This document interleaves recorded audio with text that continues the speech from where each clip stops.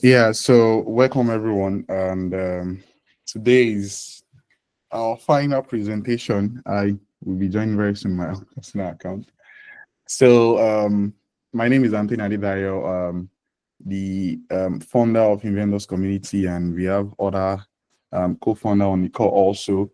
And today we will be having our final presentation for the Inventors Community Hackathon 3.0 that started November 18. And we had a lot of people register for this event. So, and we also invited some amazing judges here, and let me confirm that all of them are on the call. Yep. Okay. Yeah, we have most of them on the call. Okay.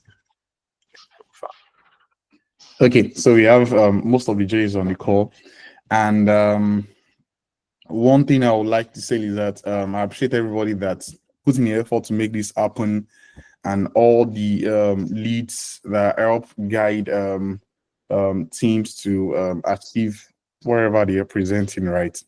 And it's been awesome. It's not easy. Like a lot of us are doing this to sort of support the community, and yeah, I think John is on the call also. John, are you ready to start now? I think it's 8:06 already. Yeah, I think we should be ready to start now. So, John, I think you can take it from here. Yep. Um, am I audible enough, first of all? Yes, you are. All right. So, good evening, everyone. First, you had a good day. And for the contestants, I trust you've had, enough time to plan, to work, and, you're ready for today's presentation. And for our judges as well, I hope you're ready to have fun, basically, because I think this is going to be fun for me. So good evening, everyone. Once again, my name is Oluwajuwon Aderibole, co-founder within the community, and I'm just going to sort of try to introduce, the people of interest to us on this call. Give me a second, guys. Just 1 second, please.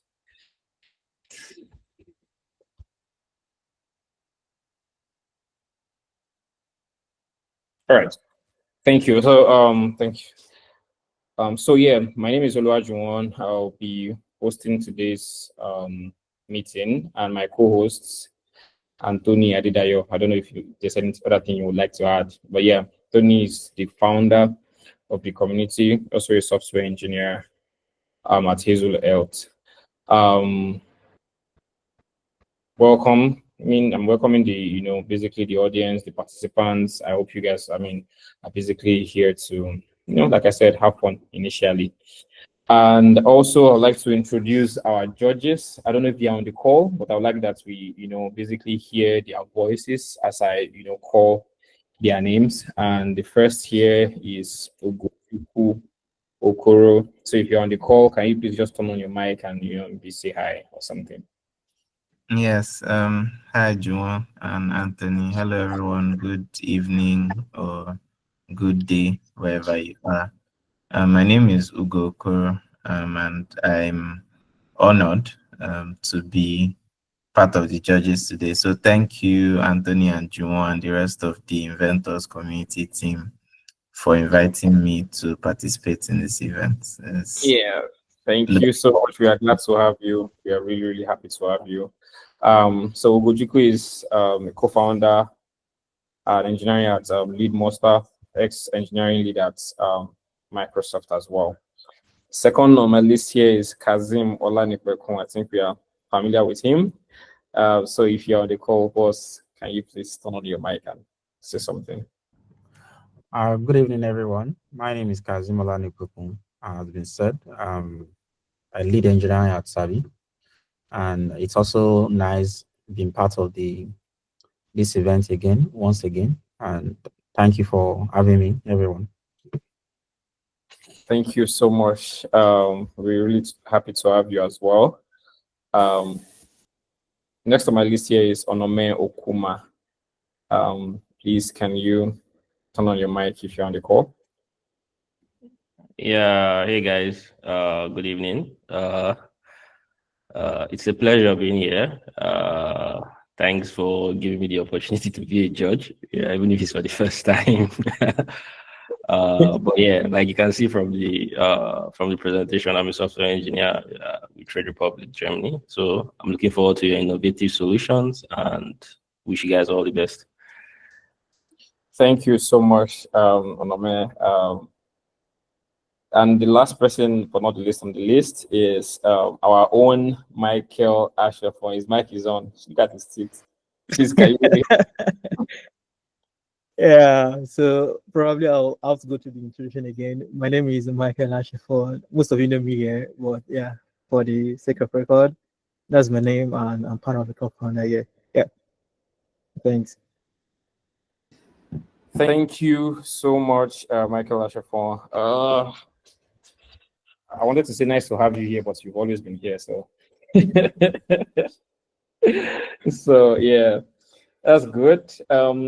I think I would hand over to my co-host to basically kickstart the presentation actually. So Tony Adedayo, over to you.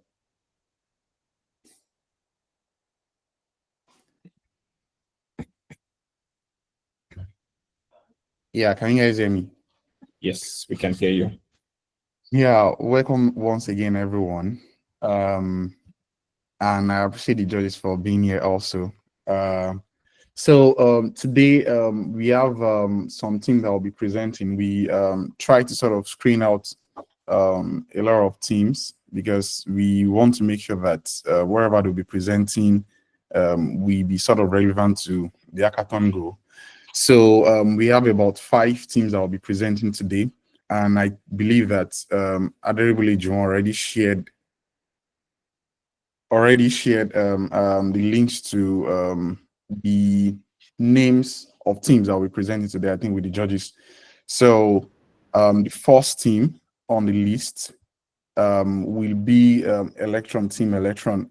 Are you guys ready? Electron, you'll be the one presenting first. I think I saw your name there. So are you going to be the one presenting, or do you guys have like a separate person presenting for you guys?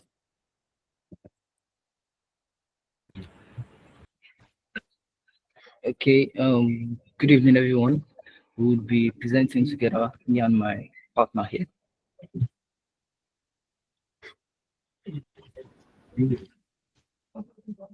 So I think you have the floor. You can Wait, share.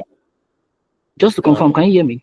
Yes, we can hear you 100%. Okay. So I just wanted to know if the judges got the mails for the Google Sheets and the criteria that we are judging on. And just so you know, just so that you guys understand, we're judging based on 4 criteria. And I mean, each of them have different weights actually, but we're judging with innovation, functionality to see that at least something works in your system.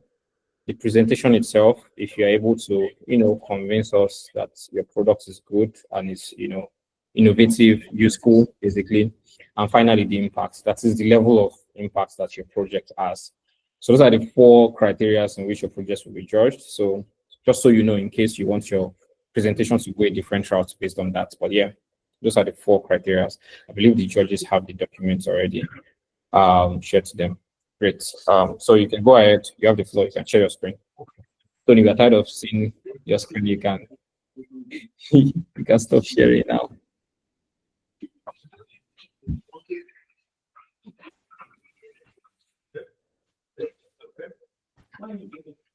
Electron. Yes, I'm sharing my screen now. Nice. Can you see it? Yes, please. We can. Okay, so quickly.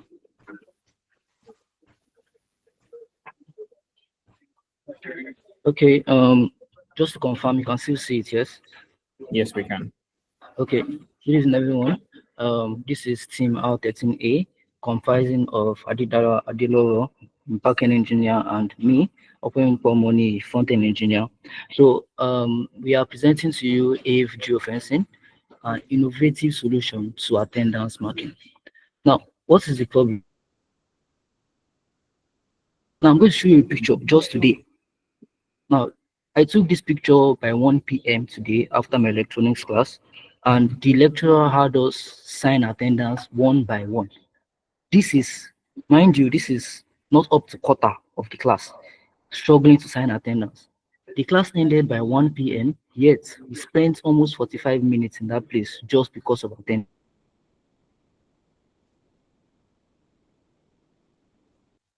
Time. The second is attendance fraud. The fact that we have wasted time here just because of attendance, and people will still fraudulate this attendance because I can write names for somebody, they won't count. No, they don't count all the time, so they won't count. So, two problems: inefficient use of time and fraudulation. Now, in order to tackle this problem, we present you a geofencing. So, an initiative by me and my partner for attendance management. So, it is a solution that uses geolocation technology and identifies students that are within a geographic region of a class and marks the attendance for that class. So, it is a web app. We have the front-end technologies, Next.js, Tailwind, and the back-end technologies, Fast API, SQL, ORM.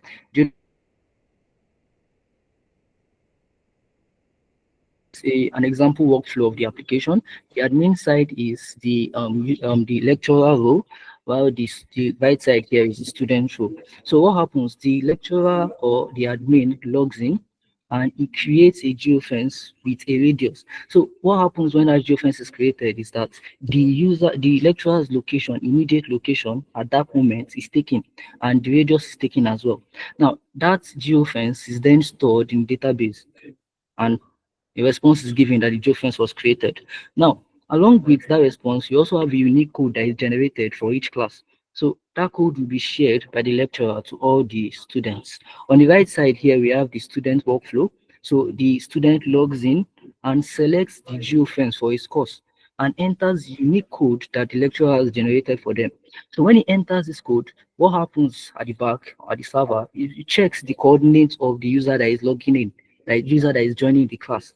It checks that coordinate if it is within the range or within the radius that the lecturer has specified. Now, if that user is within that radius, then if he's not within, then there is no attendance for that student. But if that student is within that geofence, within that radius, his attendance is recorded successfully. Now, what are the potential impacts of this solution? Now, number one is efficiency, because here we have been able to automate attendance tracking and reduce a lot of errors, and most importantly, save time. We know the impact of attendance on higher large classes. This is a private university, yet we have these issues, 45 minutes. What about federal universities? What about other universities that lack this type of solution? Another potential impact is accountability. Here we are able to ensure accurate records and prevent fraud, because you can only sign in when you are within that geofence. You can only join that class when you are within that geofence. If not, no attendance. So applicability, useful in education and corporate environments, and even for events management. So we also offer insights, data-driven analytics, looking at the classes that are most attended, the ones that are least attended. Then we are there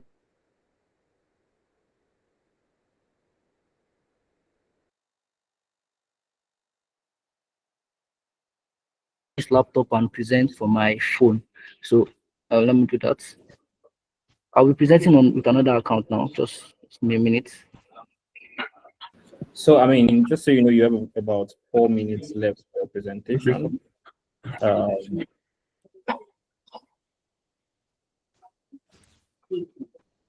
think all the teams should be given 7 minutes each for their presentation. So the next team should be aware of that.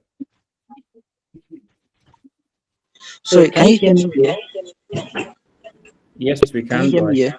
I have 2 mics on. Okay, cool. Yes, we can.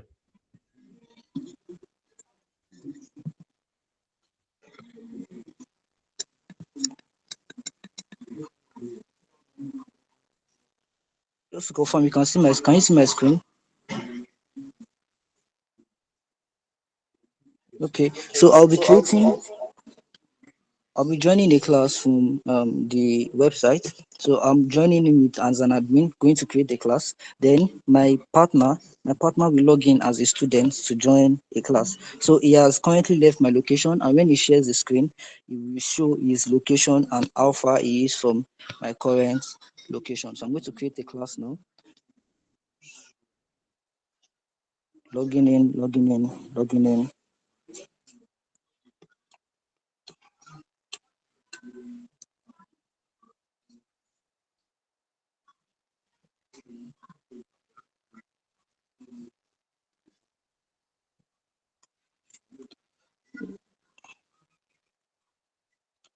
Okay, networks, logging in, logging in.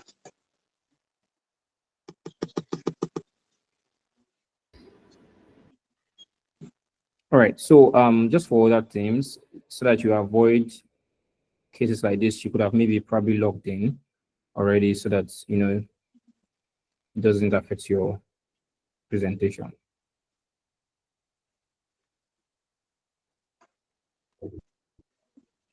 Sorry about that. No, that's all right.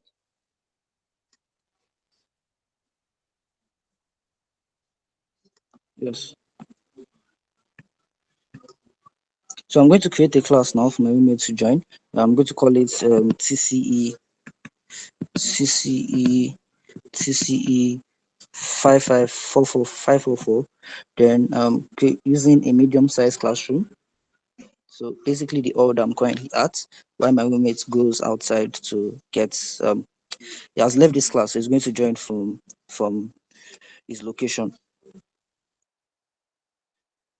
So I'm going to share the code with him on this call.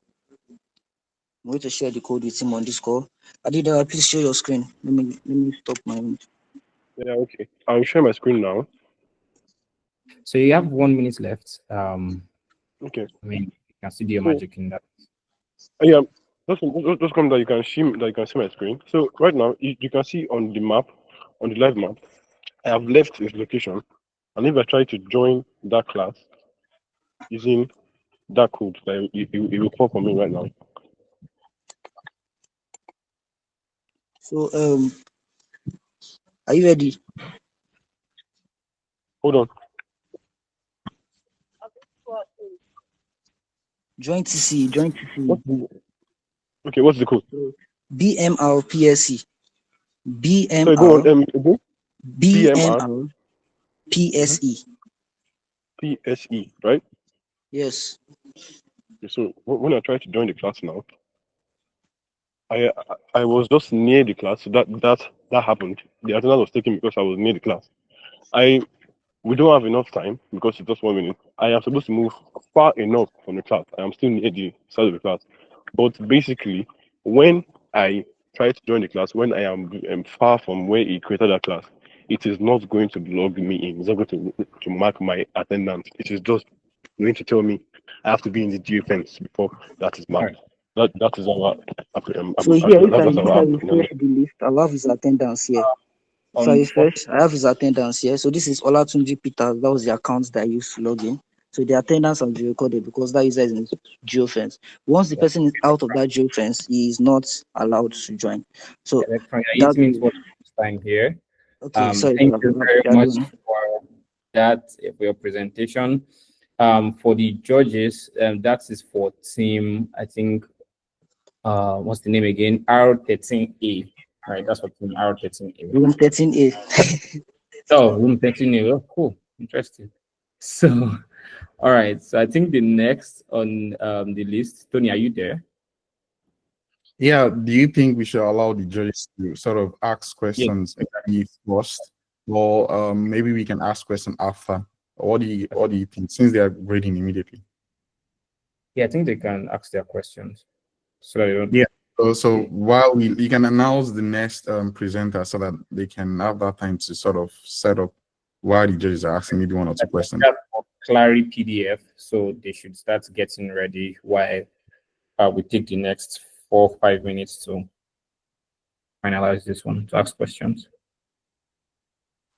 So from the judges, Ashafon, Walumi, Kazim, Ogo, over to you.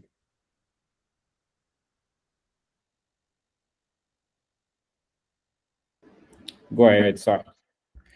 Yeah, that was really a beautiful presentation. But it's a good approach they are taking and trying to solve a major problem.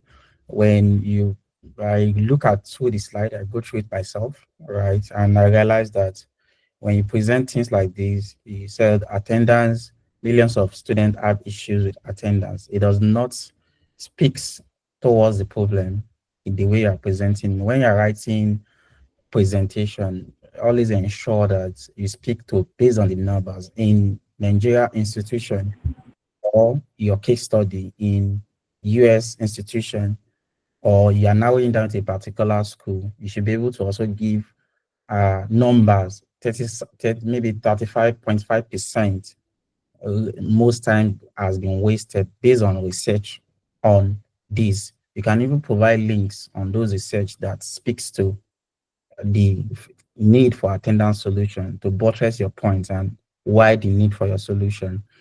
That was one. In as much I know the time is very minute, but this can give people more insight towards why this is very important solution, and you also add value to the solution you are building. And two, in terms of the software, marking attendance using geofence at the time the student enters into the hall, I don't think is the best way to go about it, because if you look at it, if a student enters into the hall and you mark the attendance and then goes out, what then happens? Attendance mostly should be managed at the time of maybe as it's about to end, or you write a system that ensure that 30 minutes before the class will end, it does cross checks on if all the students are still available within the geofence before the, or 20 minutes, so that you ensure that people are not faking the attendance. You come in, you mark, and then you go out.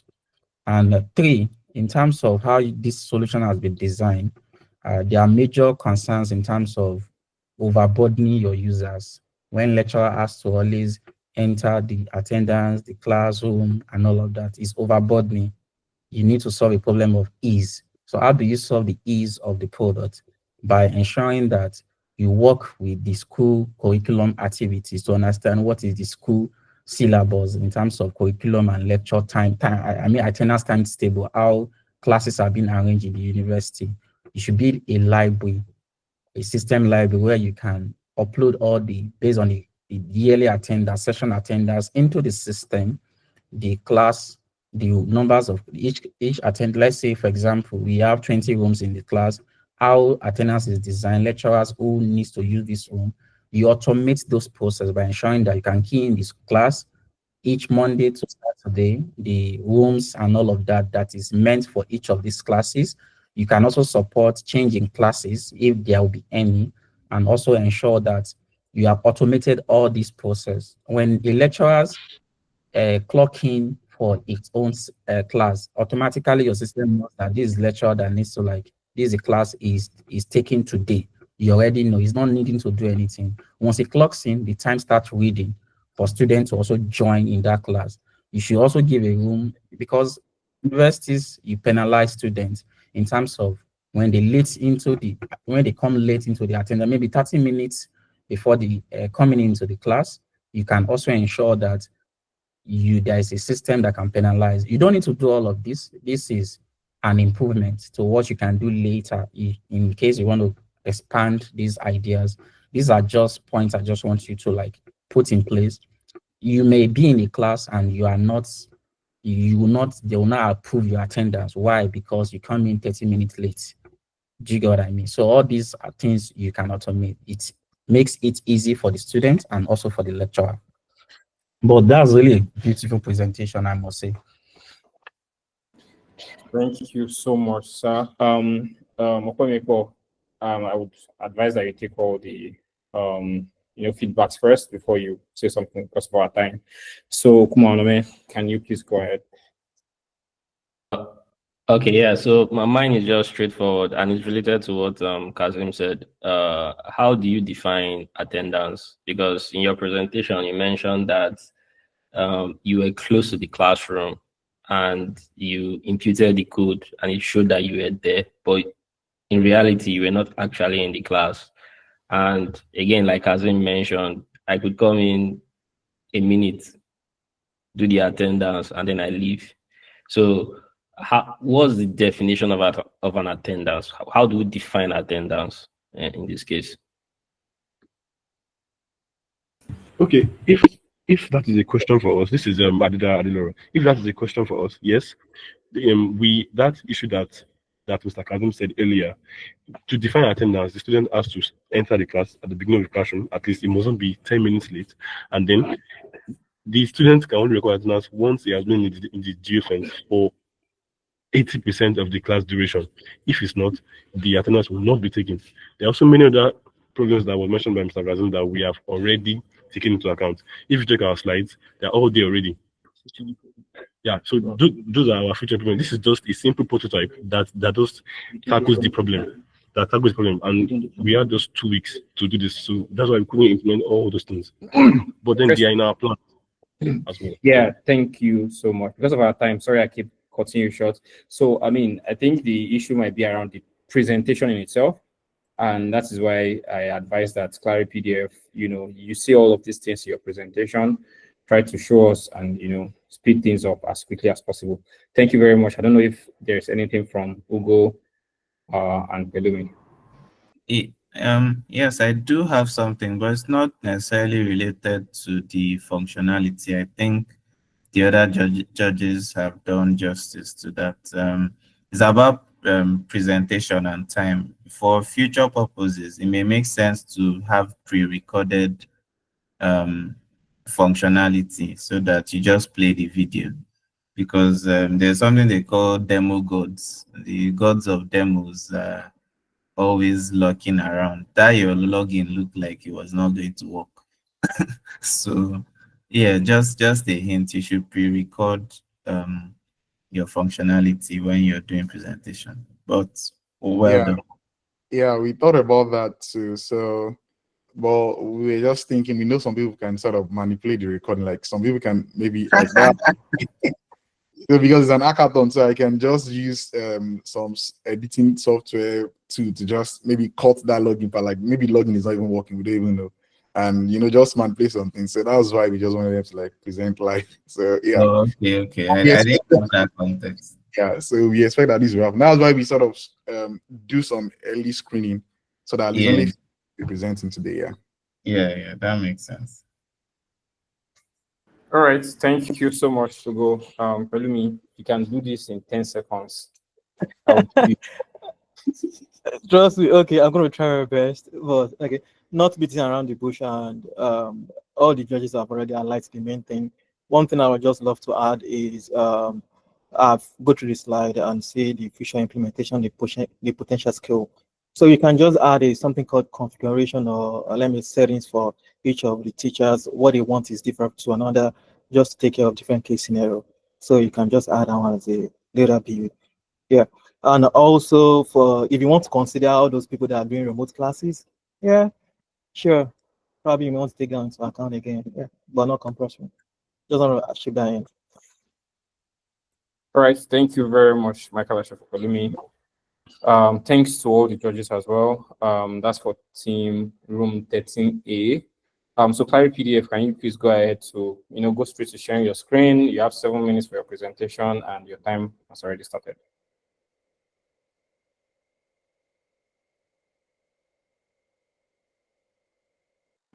So who is presenting from the team, please? Clary PDF.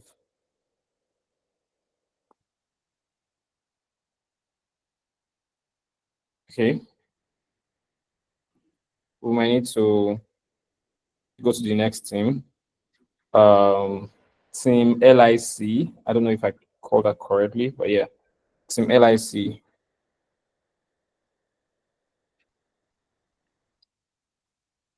Is there anybody on this call from that team?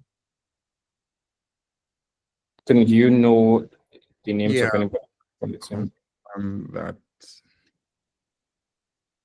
any of them that means the presentation, that means they forfeit the competition now, even though they submitted their presentation. So That would be on there. So you can maybe go to the next thing if none of those things are on Yeah. it. So resume match. Resume match. Can you please share your screen? Resume match AI. Hi everyone. Yeah, nice. Right. Nice. So yeah, I'll share my screen.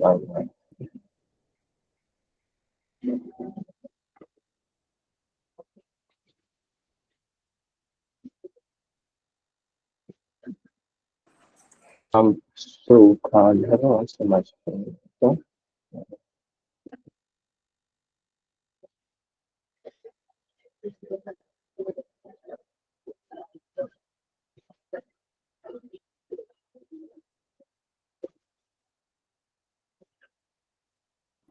Yeah, we can see All your right. screen. Sorry everyone. Can everyone see my screen right now?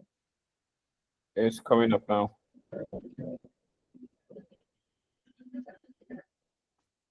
All right. So good evening everyone. We are some white art and yeah, we are presenting our project resume. So resume is an AI powered platform that actually like help job seekers transform their professional stories into a much like visible resume and more presentable resume to like recruiters and all of that. So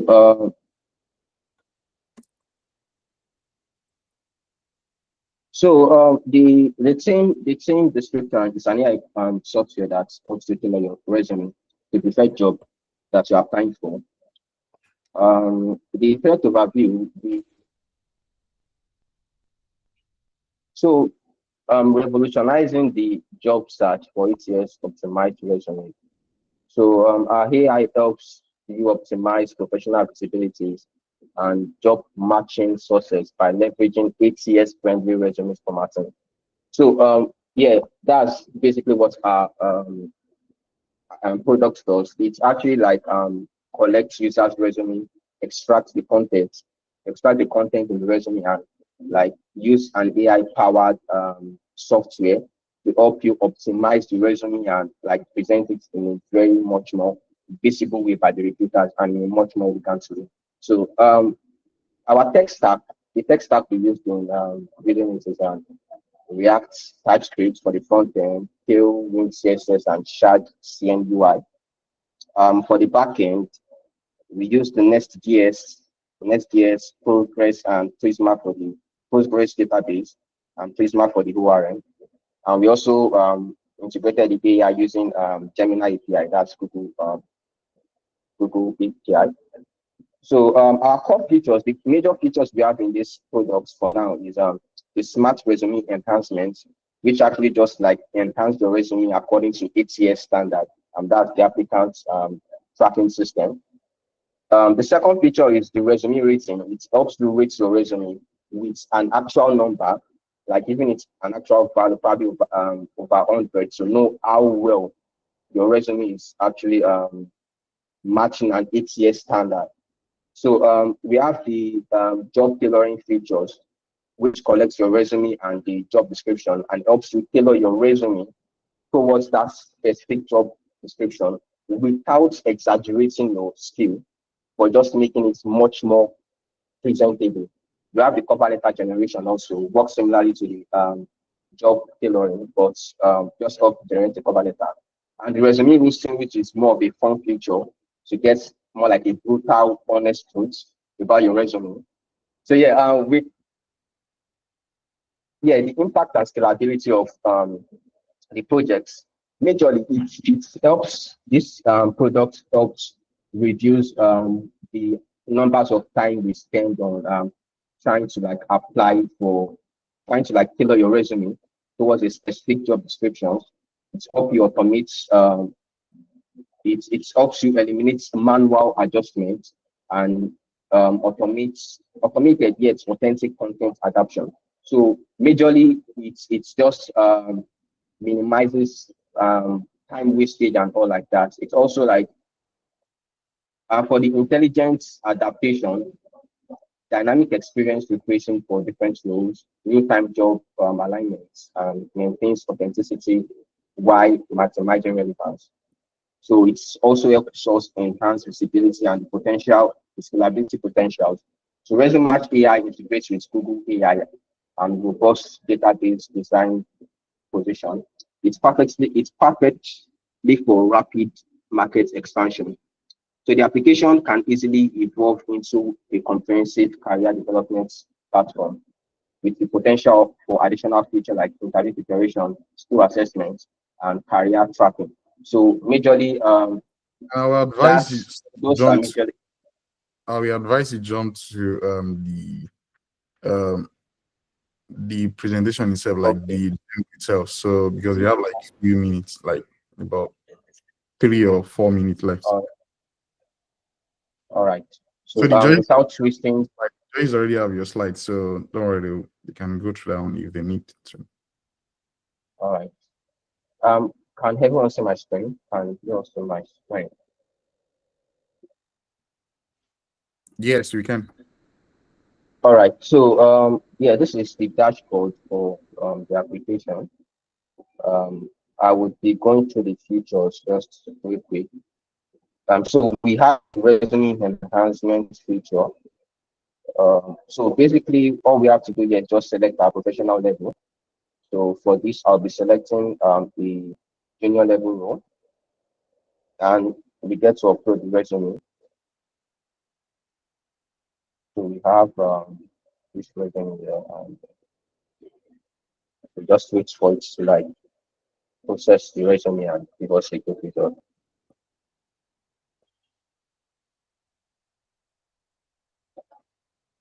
All right, so yeah, we basically have the resume processed already and optimized. We can actually go to the actual resume tab and view it in a much more proper, have a much more proper view of our resume. Yeah, it helps, it highlights the skill, the domain, the experience, and give it much more ATS optimized keywords so that you stand a better chance and probably why I find a job and all like that. We also allow like the editing feature where you can actually edit contents you feel are not properly, it does not really suit your needs. You can actually edit those contents and save them and also export them as PDF and download them immediately. So you can get an instant result. So it is downloaded here. So we can see that the resume is downloaded and it's actually ready for use.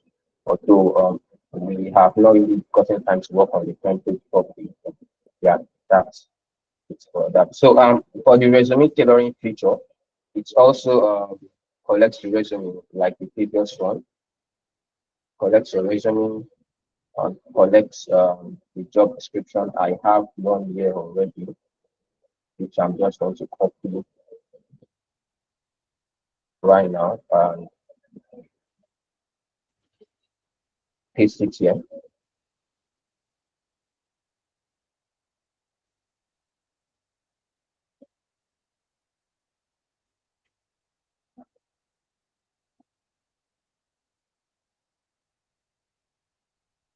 So this also generates another optimized resume that has been tailored towards this certain job description for better visibility as regards your application.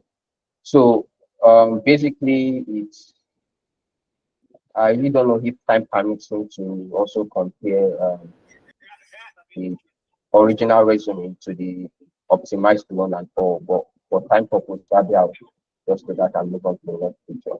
But yeah, it's also we can also edit the resume and export it. Have, so we also have the resume rating. We have the resume rating feature. So you do not have to fully demo that for us. You can just basically tell us what it does. And so I think your time is up. So we can give the judges the time to ask you questions. And All right. So thank you so much for that wonderful presentation. I think the floor is open now for the judges to, share their comments and probably ask their questions as well. All right, go ahead, sir. Okay, so what's the difference between using this and using ChatGPT? What would be the benefit of Okay. ChatGPT if I use this? all right, so basically, the major benefits over using this over ChatGPT is basically the fact that we took our time to write a prompt tailored towards optimizing your resume to the best of your ability. So we took our time, made specific research on resumes and make it much more adaptable for different levels. And also we added features, we added the cool user interface where you can easily just download the resume easily. I mean, if you start GPT, you have to still like copy and paste the content. And I mean, there are still some things that might not really suit your need, and you have to like adjust or try to like just adjust it to like suit your need and all like that. But I mean, we actually made it as easy as possible, and we also just made sure there's something the prompt is not exaggerating your resume. It is actually showcasing your skill. It's not exaggerating or adding to whatever it's putting out there. It's just giving you better visibility. So we made it easier. Okay, so basically you guys provide like several templates, CV or resume templates that the user can select from, right? We don't provide that yet. I mean, it's one of something you are supposed to consider, but we couldn't due to the limited time frame. Okay. Okay, so just final thoughts. Okay, so because I was looking at the presentation and it seemed like there was a template. When you did the arrangement, there was like it was formatted in a way. So that was why I asked the previous question. So sorry, I'm gathering my thoughts. So if I'm using your product now, I only get to have that template that was shown in the demo, right? Yes, as for now, like I said, majorly, we are actually like working towards making templates, selectable templates for users. I mean, they are not supposed to be limited to a single template, but again, because of the time frame, and we have other core functionalities to like put in place. So we have to just, it's a matter of like our priorities and like that, just to showcase the impact of the project, and the templates are supposed to be secondary. Okay, sure. Yeah, it's fine. It's fine. Yeah, it's fine. Thank you, Onome. Kazim, Ugo, Yeah, let me just say, I think it was a good presentation, and I also like what Onome asked. What's the major difference between and ChatGPT? Besides providing benefits on templates, right? ChatGPT does much. It's more interactive. So let me just, major problem with solution like this here is around over estimation, over optimization of the person's level. For the example you can clearly see you have 2 years experience and it's saying you're highly skilled full stack engineer. How can a 2 years engineers be highly skilled, right? So that's a problem of over optimization, right? And the other problem you can also work towards is around verbousness, right? Because of ATC system, it's stuffing a lot of words. It becomes very verbose, and the CV becomes very longer and more verbose. For at the end of the day, it makes if after you have passed to ATC and the human resource manager wants to now select, reading through it becomes like, let me just pick some point, becomes difficult because it's too verbose. So these are improvements that you can make, or find other ways is to ensure that your CV you design solutions that can enable communication strategy, because one of the problem of it optimization solutions like that is the strategy as towards the person's level of experience and the job opportunity is looking for. What the optimization tools is basically trying to let you pass etc. It doesn't look at the strategic approach you have put into your CV that speaks towards how your experience looks like. It doesn't handle it properly and it becomes a problem.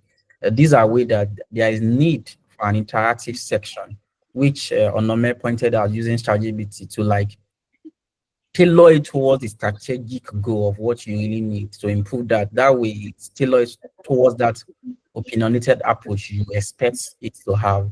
But nevertheless, the presentation was good. And in terms of the slide, I've said it again, I'll say it. When you are solving problem, how does the software you are building, how does it compare to existing CV review solution? What is it doing different?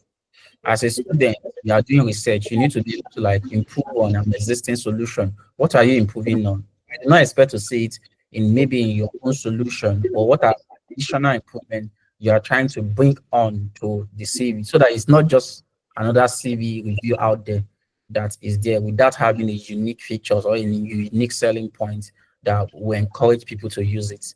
Right. So I think that's just it. But the design was nice, the presentation was great. Well done. Thank you so much, Kazim. That. Olumi, any thoughts, Ugo? Hello, can you hear me? Yes. Okay. I think Samuel just present right. Samuel, I was trying to check your backend and seeing how you wired everything up. But can you pretty much just tell me how you are connecting to those models, the AI basically that is doing the work? Are you at any point training those models to give a better result? So I just want to get that. So are you training your LLM? No, so like I said, I'm using an external GPT API. It's not currently undergoing any training as of now. We just have a list of predefined prompts that is well structured and contains details information on how it's supposed to be about the optimization and all the document processing and all. So currently we don't have a medium of training. We are not training this actually. We are not training the AI. We are just only connecting to the API and then giving it this prompt, then giving out the feedback, structuring our response back and formatting it back into a template.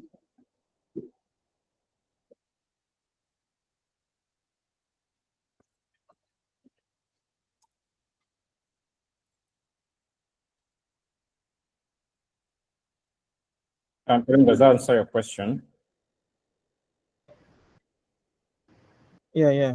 You already said there's no training of models, but it would be good for you to train a model. It's going to give you more defined results to what you are having. Again, so you don't just have a what you are getting from those AIs are what people have trained. So based on the request you are getting, so it's good for you to train the models to get a better result. All right, thank you very, very much for that. I think we have two more people. Okay, I can see that Clary PDF is ready. So Clary PDF, you have 7 minutes to do your presentation. Please, if you have the floor, you can share your screen now.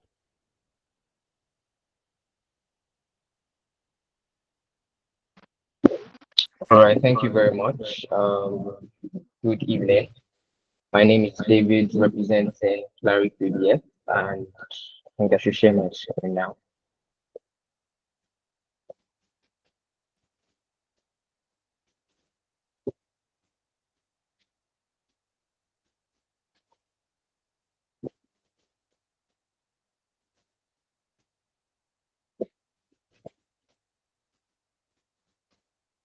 I don't know if you can see my screen now.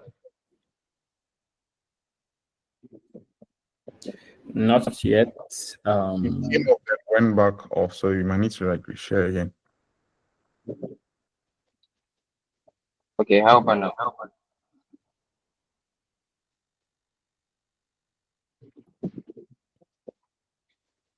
Yep.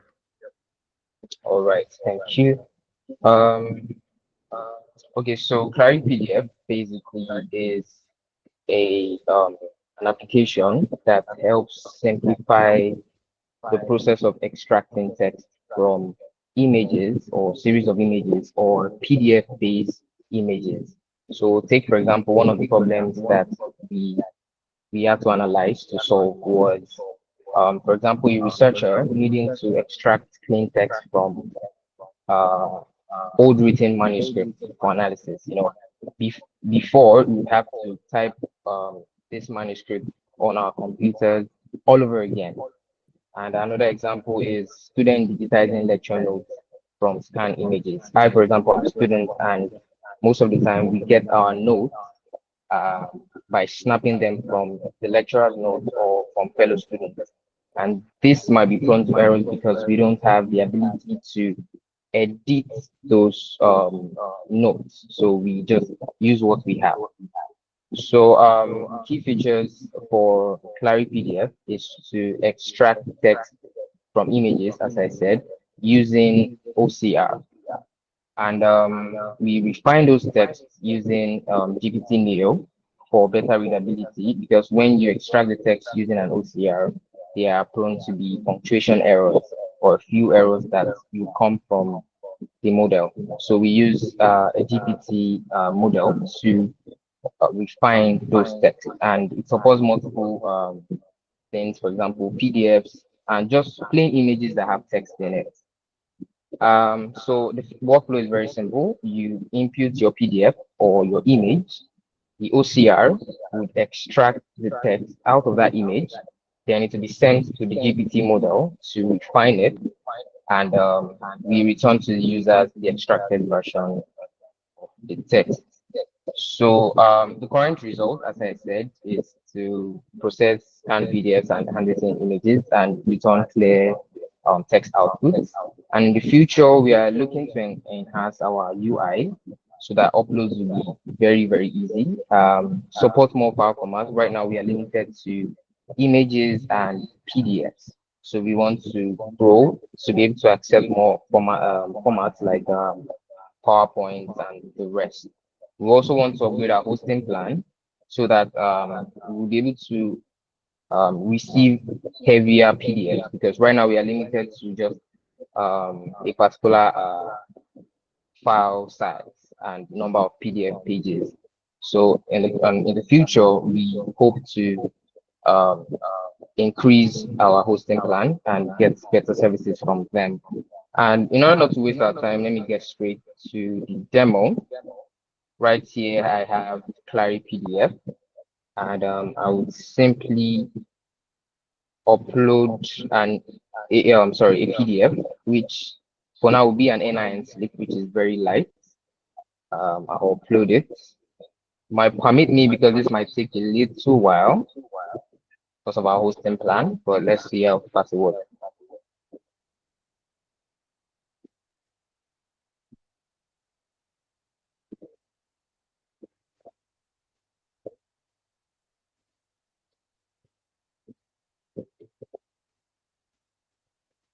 All right, so I uploaded a digital NIN slip for testing, and the OCR was able to extract the name, the date of birth, the number, and all of the details. But if you look at it, this is not properly detailed. So we go to the refined version, which shows more details of it.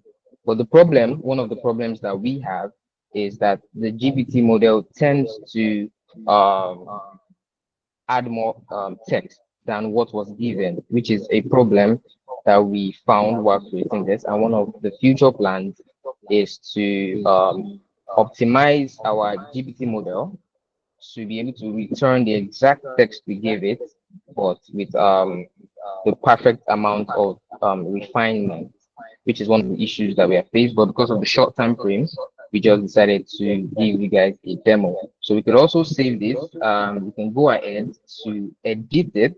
If, for example, we want to make edits make it bold, for example, and another few edits you want to make. You save that, which is saved to IndexedDB for now. We didn't have much time to implement authentication and user accounts, but for now we're using IndexedDB to save history. So you can see histories of previous uploads. And finally, it's very easy to download. It should be downloaded as Word or PDF. So let's download it as PDF for now. And upon download,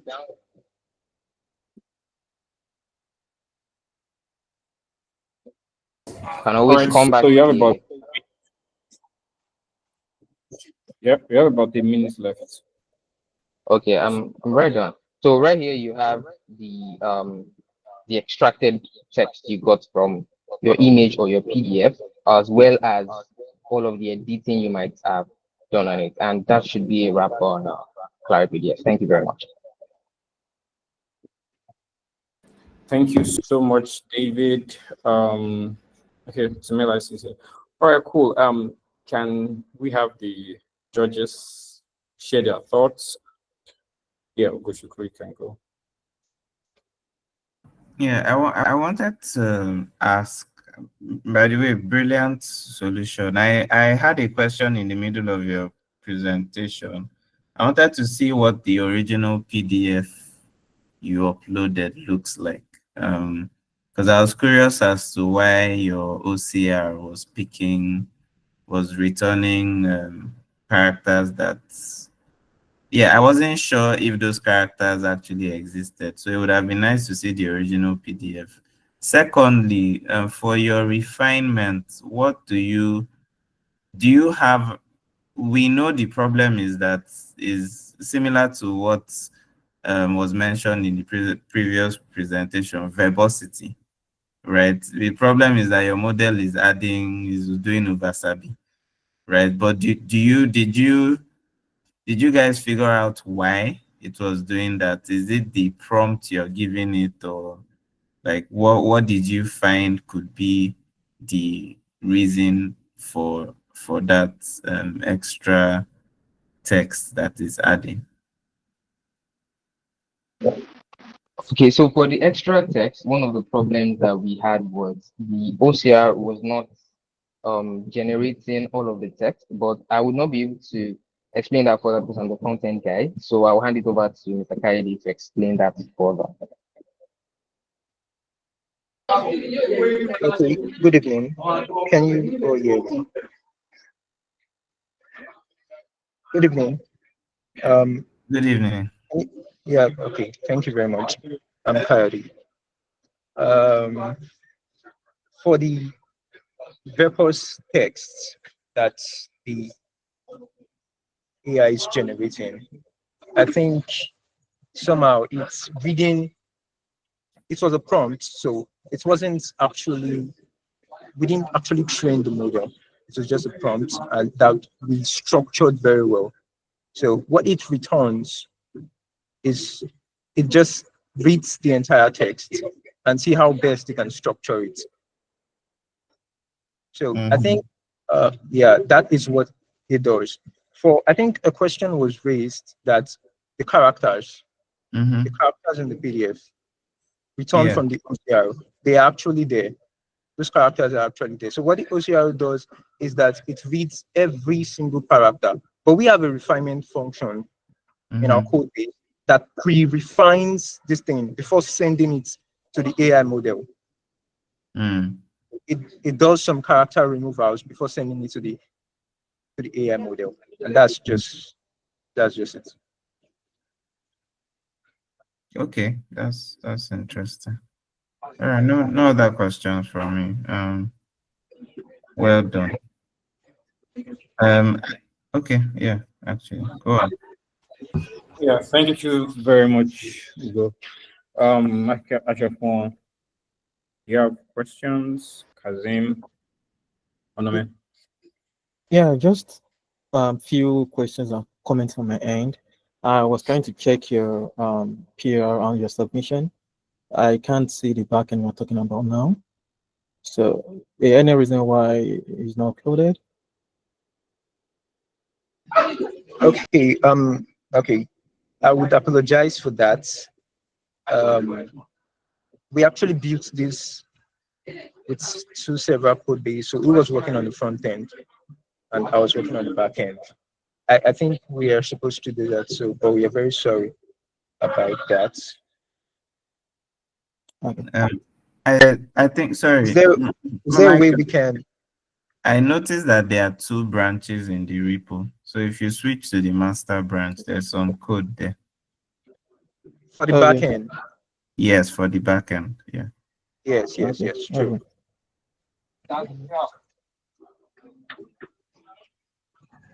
Let me just add, I think we have already said before, presentation, try to benchmark whatever you are doing with an existing solution and talk about what you're trying to solve.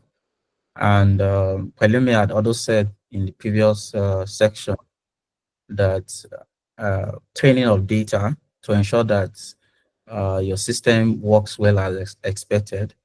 And the other good thing is this idea, it's a very nice one because it's cut across a lot of feeds and discipline that you can use this OCR to like deal with a lot of from fault detection to like it would have been much better. You narrow down your solution to a particular problem. Are you trying to solve fault detection with it in order for you to be able to read receipts, able to like look at the amount in it, correlate the session number and correlate it with existing system.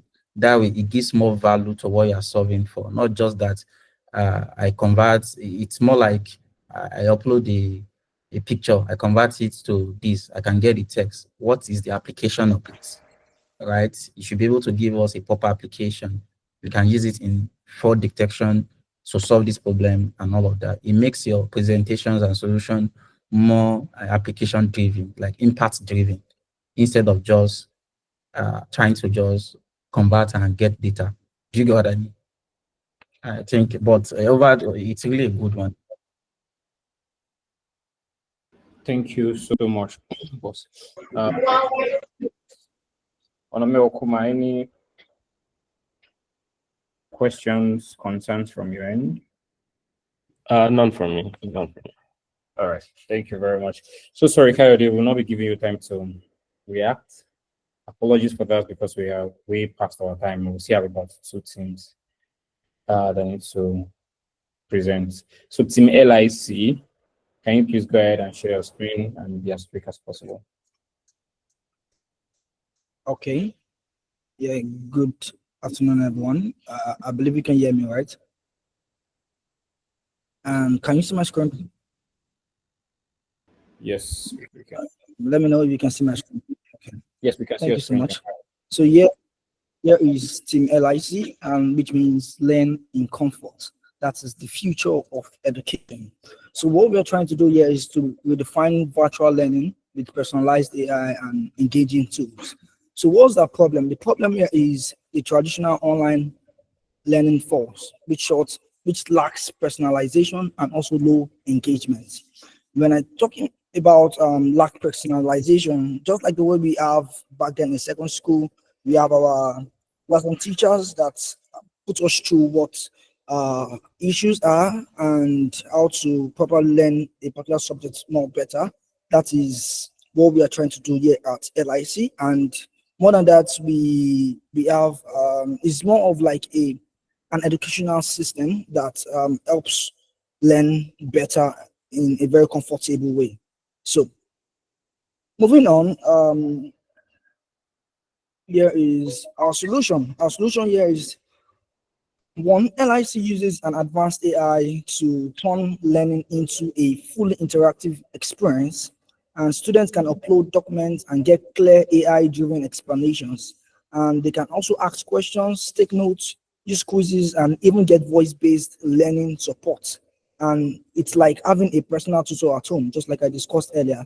And mind you, the problem I was trying to talk about before was students mostly struggle with like limited access to like personalized and interactive study tools and they don't really have more mentors to put them through when they have issues. So it makes learning more harder for them and for them to stay motivated and succeed in life. But majorly, what are the core features of our application? Here we have explanation on the generated uploaded document. We have voice-based outputs. We have interrupt from human interaction, that is allowing users to ask questions. We have note-taking feature. We have a summary of. I think your screen is frozen, or are you still on slide 2? Yeah, I'm still on the slide. Slide Wow. 2. Let me. Are you slide 2? I'm presenting again. I'm presenting again in case you can't see my screen. Thank you for the update. Can you see my screen now? Yep. Okay. So, okay, what's our solution? Our solution, just like I discussed earlier, is to make learning more better and fun and very, very interactive, so that students can upload their PDF documents that they have learned from class, and this our solution can help them ask questions. They can also take notes, and they can also do quizzes with this, and even give a better voice-based learning support, like as if you're having like a personal tutor at home. And like I said, who is this solution for majorly? It's mostly for like high school students and university students, but it can also help anyone who loves learning, from professionals to a lifelong learners. So what are the features of this application? We have a voice output, we have uploading of generation, we have note taking, we have summary generation, we have quiz generation, and we have YouTube link recommendation, link to online resources, and we also have subscription and payment feature. And okay, like I've said all this, so here is our call to action. Here we have a partner with us to transform education, and we have about, yeah, these are just rounded figures, but about 5,000 beta users with 95% satisfaction during our pilot test. Can you move to Anyways, your slide is not changing? okay, can you see my screen now? Yep. Yeah. Okay, so here is our solution. These are the courses I have uploaded on my LIC platform, and if I click on networking, and this is one PDF I have here, and if I click on this, network, okay, thank you so much. So just like I said, this is our solution. You can hear a voice. So is able to explain more about all these things that I have in the PDF.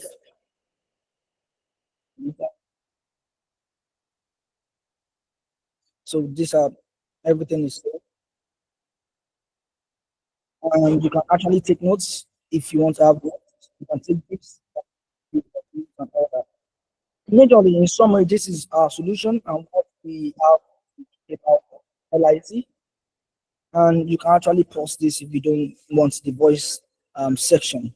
But here is LIC in the summary. And we also have the quiz session. Okay, let me quickly take you back to the quiz.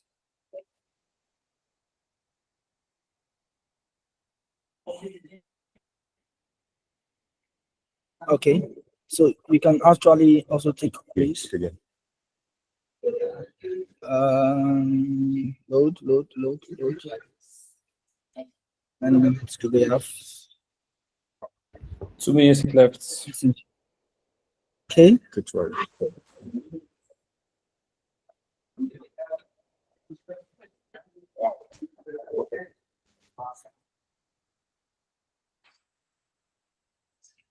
Okay, I think we're having a bridge on that, but majorly that's application in summary and what we have to talk about majorly at LIC. Thank you so much, Inventors community, for this, and that's all we have to talk about. Thank you. Nice and quick. Over to you, the judges, if you have concerns, questions, or comments. Go ahead, sir. Yeah, well done. This is nice presentation, and the fact that you are solving a problem, right? But I have a major problem with solution like this. When you speak about the presentation, that it helps people to learn better, right? Now, if the user do not have a subject domain based on the learning, and the software upload a course, then does a summary and then misinterpreted the context of the subject, right? And the person who is a learner then pick it up and then use that in his exam, automatically it will affect his performance, because it's optimizing and summarizing. There's tendency it misinterpreted what was stated in the article. So problem of not having a subject domain, it can lead to that. Even ChatGPT does that today in some field of learnings like biology and all of that. So that would be a major showstopper. And improvement can be made anyways by ensuring that you create a models that have studies on different fields and have subject domain, even though a course is uploaded, then doing summary on that subject matter, not misinterpreting what it's all about, then it helps to improve the system. But nevertheless, that's really a brilliant one. Well done. And again, let me just add, the presentation does not, like I said, it doesn't speak, you are not benchmarking your presentation with anything. It's more like you are just talking about a solution. You are not talking about the problems and what existing people has done and how you are making a difference in it. I think everybody has the same problem in that documentation. We need to improve on that. Thank you Thank you so so much. much. Yeah, Kazem. Ogoshugo, you have your hands raised. Can you go ahead? I agree with what Kazim mentioned about like being able to identify what your differentiator is, I guess, like what makes your solution better than others. But I do think I see from a presentation is that this is like a learning companion. In fact, I see possible collaborations between LIC and Clary PDF, especially for those lecture notes, for example, right? For people that don't have like textbooks to upload. And I'm curious as to how LIC would deal with PDFs generated from Clary PDF, for example. So yeah, great solution. I think this would have helped me when I was in school. So yeah, I really like the idea. Well done. Thank you so much, Ugo. Over to you, Aname. Okay, so I will start with a question, then a summary. So the question, correct me if I'm wrong. So we say LIC will summarize, or we actually tailor your learning to a specific person, right? This is me just Sure. summarizing it. Yeah. Okay. Thank you very much for that question. LIC doesn't summarize your PDF. It is not ChatGPT. It doesn't do that. What LIC does is that it goes through your PDF, generates your course outline, and from that course outline, using that same PDF, generate your content, elaborating it. Now, the difference between our products and ChatGPT, for example, is that ChatGPT gets your PDF and then gives you a summary because it's an LLM. It hallucinates after some particular period of time, so it's kind of makes your work brief. If you put in a 15 pages PDF into ChatGPT, it's the same response to give you, the same response to give you when you put in a 200 pages PDF. But ours does differently. Now, also, sorry, and that's one thing about ChatGPT, our products. It doesn't summarize your PDF; it generates you an explanation. And keep in mind that we also generate you quiz. Now, please, I hope you're not mistaking the slides that came up in the middle. That is not the whole point. That's just points from the explanation. And also, something I want to point out is that LIC is good for students who tend to read haphazardly. So those students who read and then don't read between the lines because they want to cover the PDF in a very short period of time, LIC corrects that error. How? It goes through every single content, more like an NLP, natural language processing. But like an LLP, it goes through the whole PDF and gets the valid point, every single point, and explains every single point to you. So that is a way to buttress the fact that it does summarize your PDF. It explains everything elaborately. Thank you very much. Okay, so which brings me to the second point. Yeah, so all of these things you mentioned, it's doing it within a context. So I know this is beyond the scope of the project, and even me, I'm struggling to gather my thoughts. But I'm thinking of it this way: if your solution does what it does for me, I would probably get what I'm looking for with an American context. Am I right or am I wrong? Because I mean, again, I'm gathering my thoughts here. I'm trying to say it in a. So what do you mean by American context? So, for example, we need to be able to go through the notes, generate the quiz for me in Pidgin, for example. Oh no. Yeah. Okay. So it is just formal. Just formal. Yeah.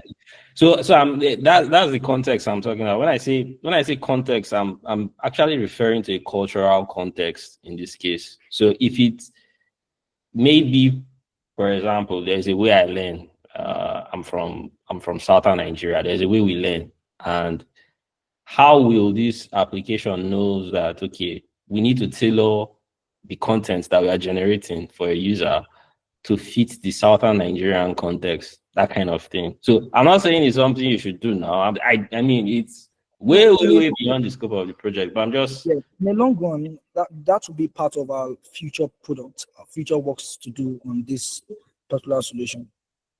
It's part of our future works. Based on the time that I was given, we can't add all that together for now. But this is just a basic MVP that we have. all right, sure. Good work, by the way. All right, go ahead, Salome. Okay, great work. Everybody have commented on it. Nice one. So one thing I would love to add to it, to the application in general, again, is I know when dealing with this AI or everything, it can be ambiguous. It gets just to get a glimpse of it. And when you're talking about learners now, you may not want to force a direction in their approach. It's not quite unfair. Let's be honest. So for me, I will recommend a learning levels. For example, beginners, advanced, expert, and rest. So you can set up a profile for your learners. So you can now train your model based on their profile settings. For example, an expert may want a summary of the PDF. I don't need to read 1,000 PDF. I don't need your verbal lines or all those big words. I just need summary and I'm done with the PDF. So from the point, they can explain details of what's in the PDF. Again, so more like, so you're going to train a model on that one. And for beginners now, trust me, they will need explanation step by step. How, for example, cooking now, how the beans was picked, how everything was done. Again, so based on the profiles of the learning steps, you can use it to upgrade your project again. So that's just an idea you can use. Also, the quiz, I don't know how the quiz works, so pardon me if I query in the wrong way. But it would be good to have a quiz generated from the PDF, more like have a question and answer. Fine, just to study the, okay, fine. Someone's trying to, a case scenario is more like you have an exam tomorrow and you have 500 pages of PDF. So just upload it, generate a question and answer for me to study a mock exam. Yeah. So it'd be good to just have that feature there. So those are the inputs. But good work. I came back. I wanted to I think, is it a name Kelly or something? Kelvin. You said the system you design is mostly to like upload the PDF, then buttress the points on main points of the document, right? Am I correct with that explanation?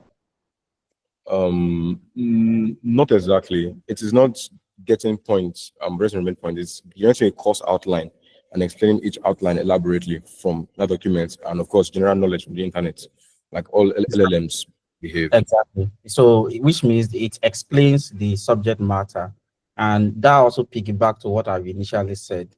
You need a training set, especially when it comes to subject matter, so that your system can give a more better explanation to the subject domain.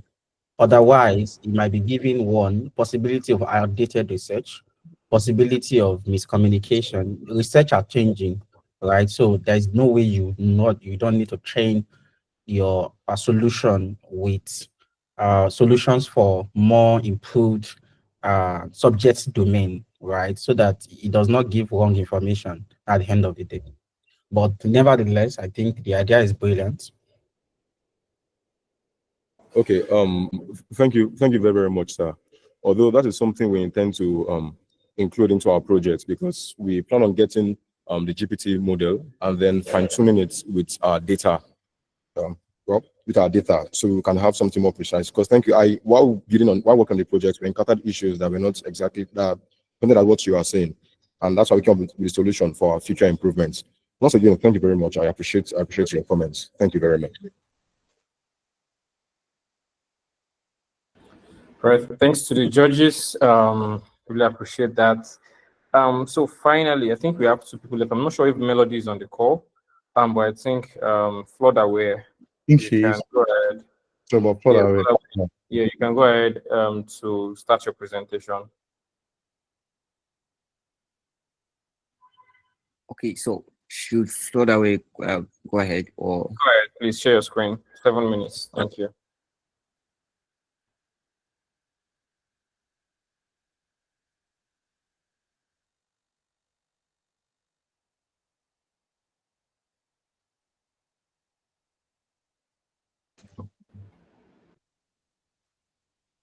Can you share your screen?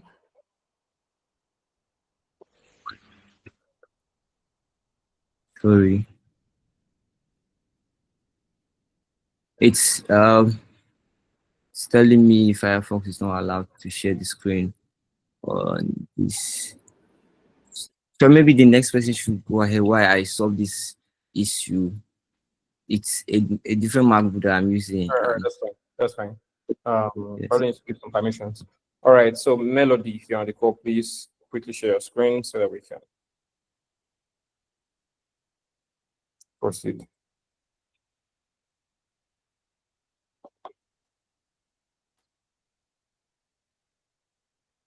Tony, are you there? Yeah, Melody, I think you're on the call. So are you ready to present?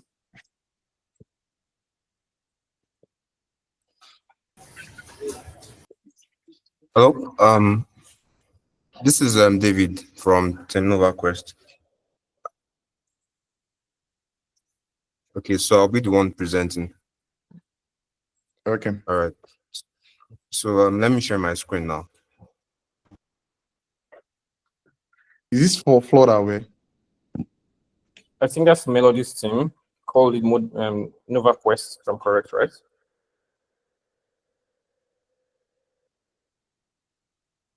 No, it's not for that way. I'm trying to ask sorry. someone else. Melody. I think he's from Melody's team, right? David, if I'm correct. Yes, I'm from Melody's team. And that's Nova Quest, right? Because we did not see the name of Yes. the team. All right. Thank you. Okay. Go ahead, please. Okay, just give me a few minutes. A few seconds. No how? Okay. A few seconds to do. Okay. Can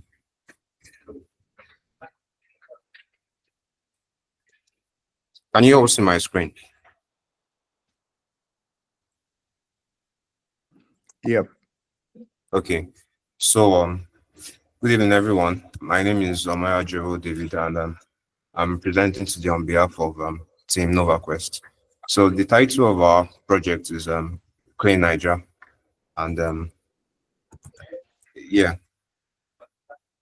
we looked at the environment, our immediate environment, and we saw that it's actually a present problem.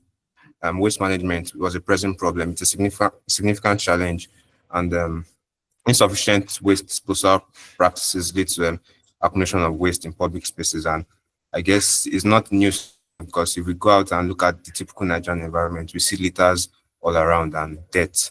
And this causes evaporation, and it also poses serious health risks. So that was the problem that we saw in the environment, and we sought to solve.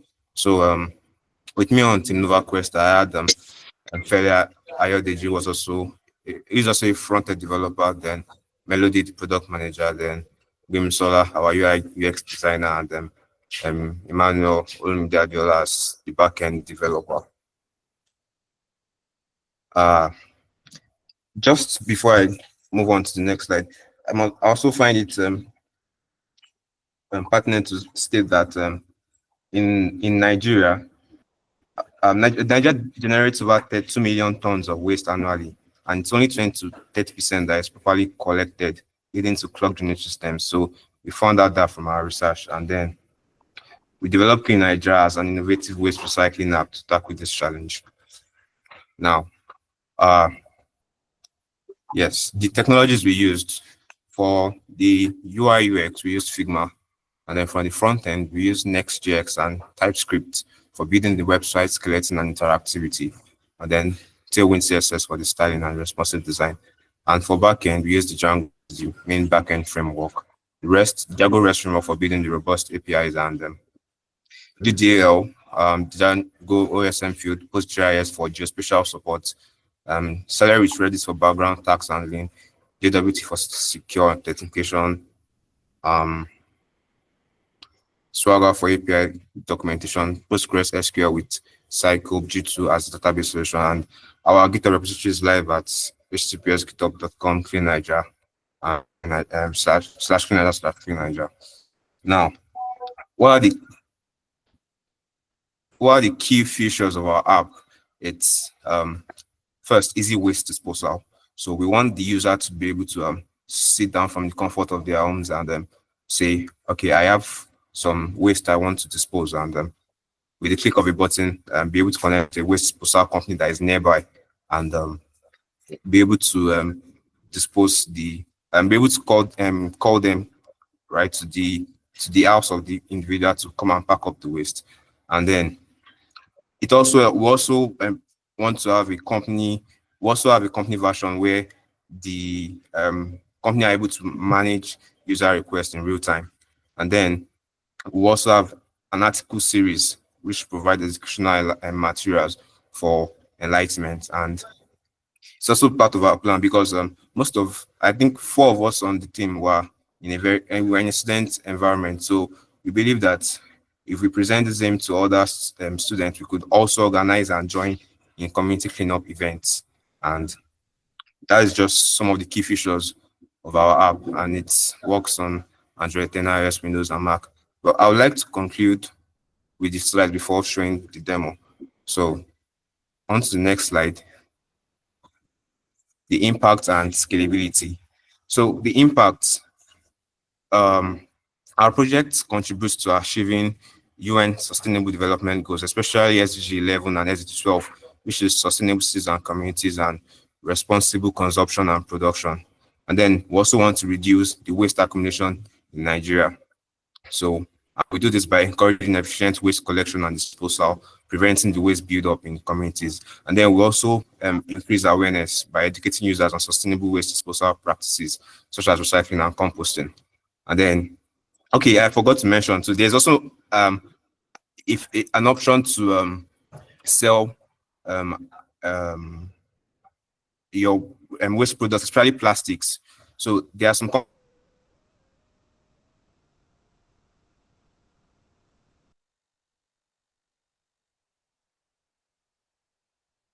individuals be able to try those in low-income communities can earn extra income by selling those recyclable materials like plastics, metals, or paper.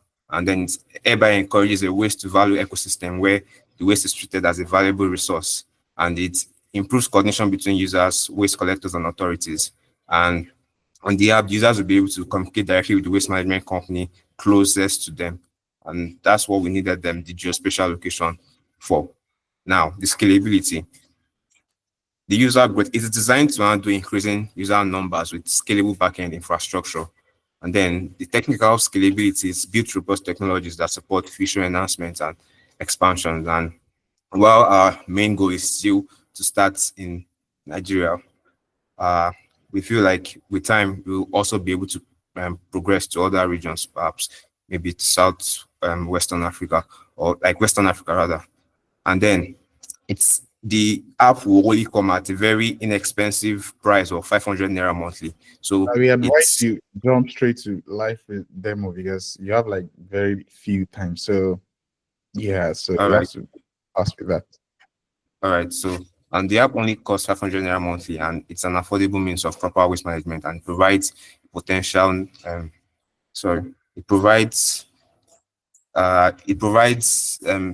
way for um um others to like for the mid the mid for the it provides a way for users to like use the app without incurring too much cost. And so I like to go to the okay, right. So sorry, let me. All right, so this is our own page, right? And so the user will be able to log in. And well, I must say at this point that because of certain issues that we encountered, it was difficult integrating our backend with our front end because of the Linux packages, and we had to Dockerize before it was too late by then. But then I'll just summarize what we've done so far, and I'll show the Figma designs that show what we actually plan to do.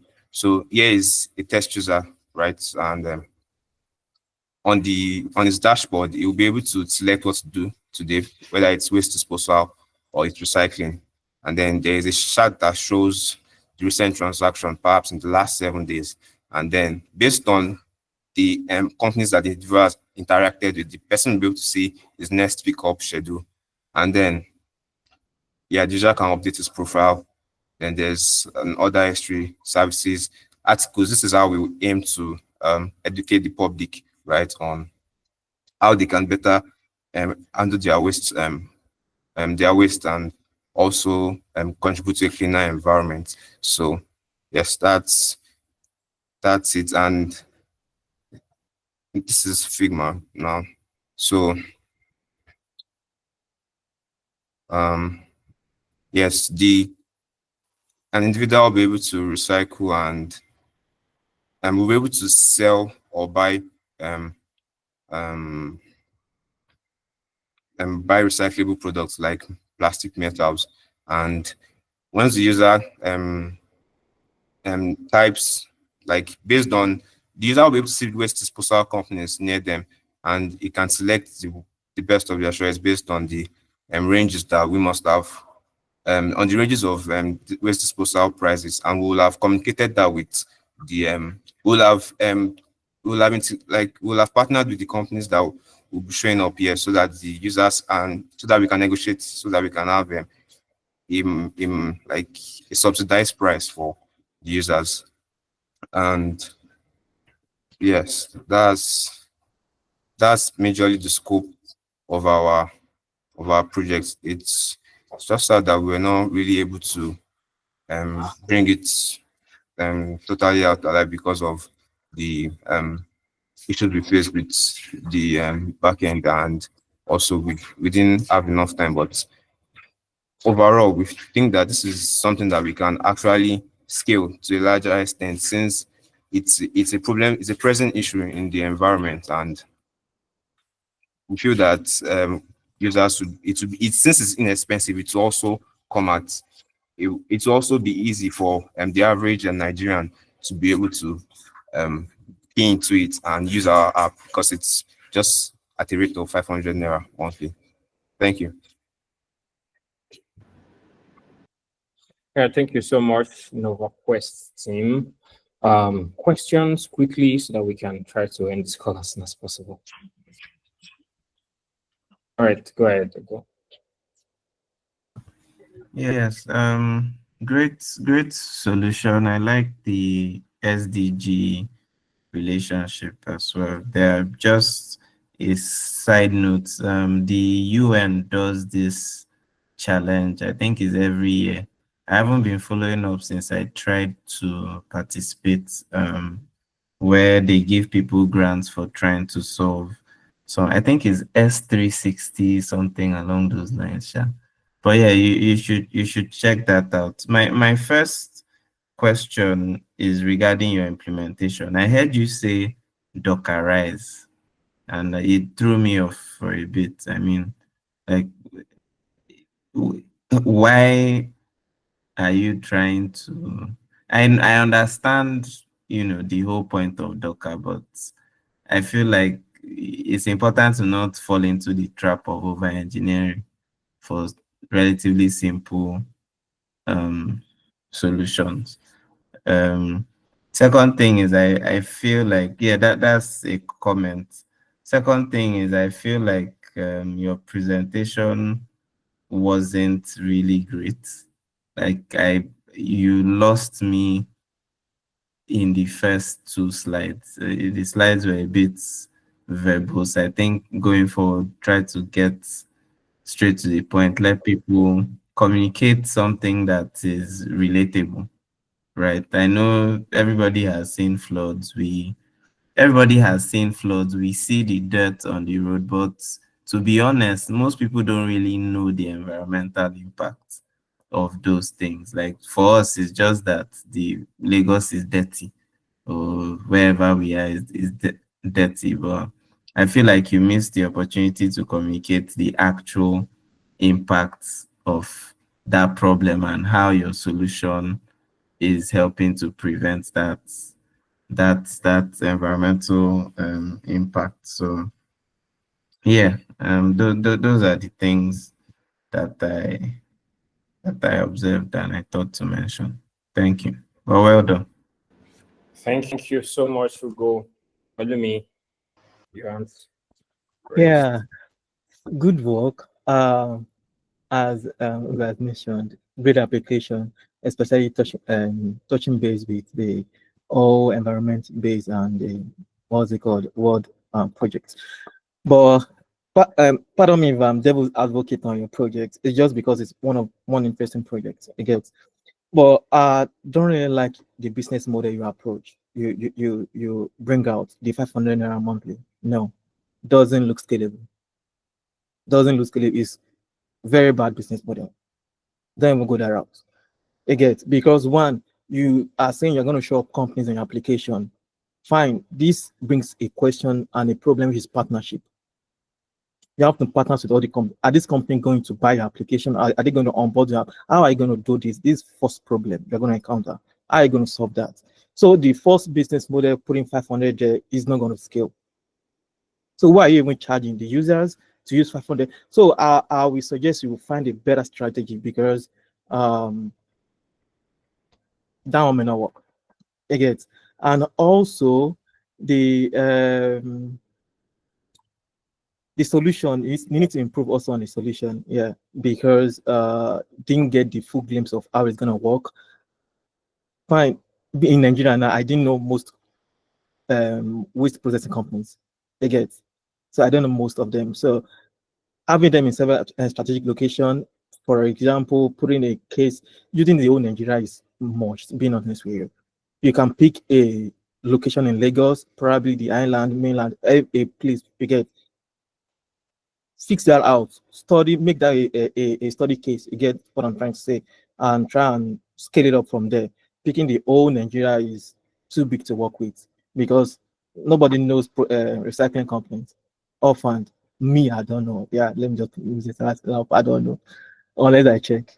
So yeah, so it's gonna be a lot of work, but you have a brilliant idea.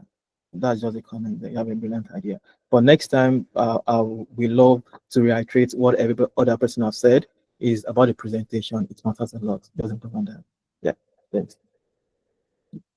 Thank you so much, Belumi. Kazim. Yeah. Let me just say, I think I just have little thing to add there. For me, majorly, the bridge between waste collection slash recycling process and how it benefits in terms of profit analysis and what can be recycled what companies are you dealing with in terms of recycling, right? Are you encouraging people to ensure they recycle properly, right? In I think in China and South Korea, when people recycle the bottles of drinks, they get paid some money for doing that as a customer, right? Then you selling the goods, you selling those refuse that meet demand for organization for recycling, you also earn. That way, you are bridging the gap between encouraging people to ensure that they manage their waste properly. And Lagos is very dirty. You also do not really state how best you will solve the waste problem, even in Nigeria or Lagos as a case study, better than the way it's currently being done today, right? And how this will benefit everyone. And three, you should have also talk about the degradable waste products that is not reusable. You cannot recycle it for something. There are people makes there is how do you want to deal with that? Do you want to create a site where they'll dump them? Because if you look at Americans today, they have their dumping site in China, right? And and they also have their dumping site in Africa, right? And Africa get paid for those waste products, and this also affects communities, right? So what can you do with all those information? So in China today, that gets all these waste products, they work with some of these products to create manures for plants, or they blend it to create artworks like fashion chair, use the rubber that cannot, try to ensure that they can recycle some of these waste to deal with things that can be artistic or fashion related, like decks, inject it into, so that way it reduces those waste that are not degradables and all of that. So, and I think these are areas and touch points you should talk about. Your ideas, innovation, I think is very, very brilliant, but the presentation was not killing it. And at the same time, the features in terms of the software is not even ready. And you are building a solution like this. Why are you complicating the process? You have 2 weeks to build. You want to use Docker. You are not expert in Docker.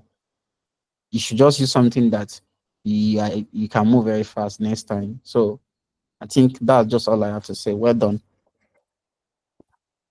Thank you very, very much, Kazim. Onome, anything from you?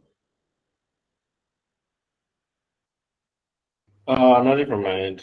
They've said everything, so yeah. All right, great. Thank you so much.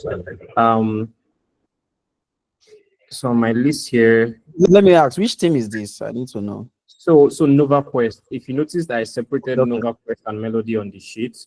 So yeah, this is Nova Quest. Thank you. So finally, I think this is the last team on my list, and I think that's Flood Aware. If you're on the call, please, you can, somebody's hands up. The Melody is now here finally. No, that's a separate Melody. Melody is part of Nova Quest. So there's Part of another Melody. Yeah, Melody, Oh. you haven't. Do you don't say anything? I don't think we have enough time. So I think, yeah, Flood Aware can go ahead. So you can type your question in the comment section, Melody. Nova Quest, go ahead. I mean, not Nova Quest, Flood Aware. Thank you. Oh, sorry. Can you see my screen? Yes, we can. All right. Thank you. So this is Flood Aware, and I'm presenting. So this project, it came to, came to life because of an experience that a friend of mine had. Now, I'm originally from Benue State, but I reside here in Lagos. So I remember a friend of mine was traveling 2 months ago to visit his hometown in Benue State. And when he was, he got to Benue, but from Benue to his hometown, the road got overflooded and they had to stay there for 2 days without being able to cross and all of that. So that is, it's because of all these kind of experiences, I decided, okay, so let's see how we can create something that will be able to help in such scenarios. That's why the idea of Flood Aware came. So Flood Aware, is, I mean, we know that flooding impacts billions annually, causing loss of life and property. So despite advanced weather forecasts, timely and effective conditions with affected companies remains a challenge. So FloodAware is here to provide real-time flood alerts, predictive analytics to mitigate risk, flood reporting, and then some dashboards to receive in the mailbox through subscription. So for the technology stack, we have Node.js, MongoDB, NodeMailer, and then for the front end, I have React.js and some APIs which I'm using from OpenWeather, and then some geolocation APIs to get the user's location. So the second thing, this is how FloodAware looks when you first launch the website. This is what you're going to see. We have interactive maps, the real-time alerts, early warnings, and personal dashboard. So the impact and scalability, we're projecting that by 2025, we should have so much impact in terms of loss of lives and property, and then also be able to empower communities to take preventive actions. And for every 15 minutes, we try to check for the weather situation in an area of that particular user to look at if there are critical alerts that we need to send and all of that. So for the scalability, as the app grows, we are trying to integrate SMS-based critical weather alerts reporting, and also to train and integrate an AI model using historical weather data for predictive analysis, and then multi-language reports. Also, because right now I'm sending the images straight to the database because of the time frame, all of that. But with time, I'm hoping to have a separate image server to scale up flood reporting, and then to also support multiple regions. So I'm going to present the app in question. Sorry, can you confirm if you can hear me? You are still seeing what I'm trying to do. I can hear you. All right. So this is the homepage of FloodAware. Here we have, like I said, what I showed you there. So the first thing is we go to reports. Sorry, because of the hosting of the backend, it takes some few seconds to get the flow report that I've already sent to the back end, to the database. With time, if I'm able to get everything right, I'll be able to upgrade the subscription and be able to have everything working as fast as I can.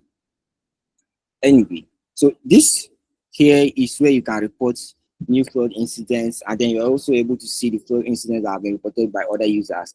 So here is a flood incident that was reported on the 12th of December, on the 2nd of December 2024.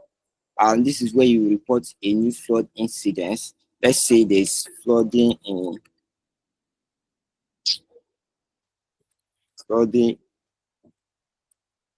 Benue. That's my state. Sorry, Benue. Then the town, let's say Katsina, Ala, LG. The date, you can just set anything here. Severity, we can say is high. Then also, you can also upload an image. Let me look for an image. Okay.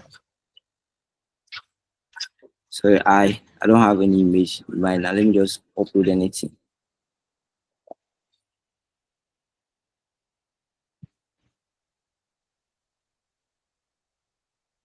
Okay.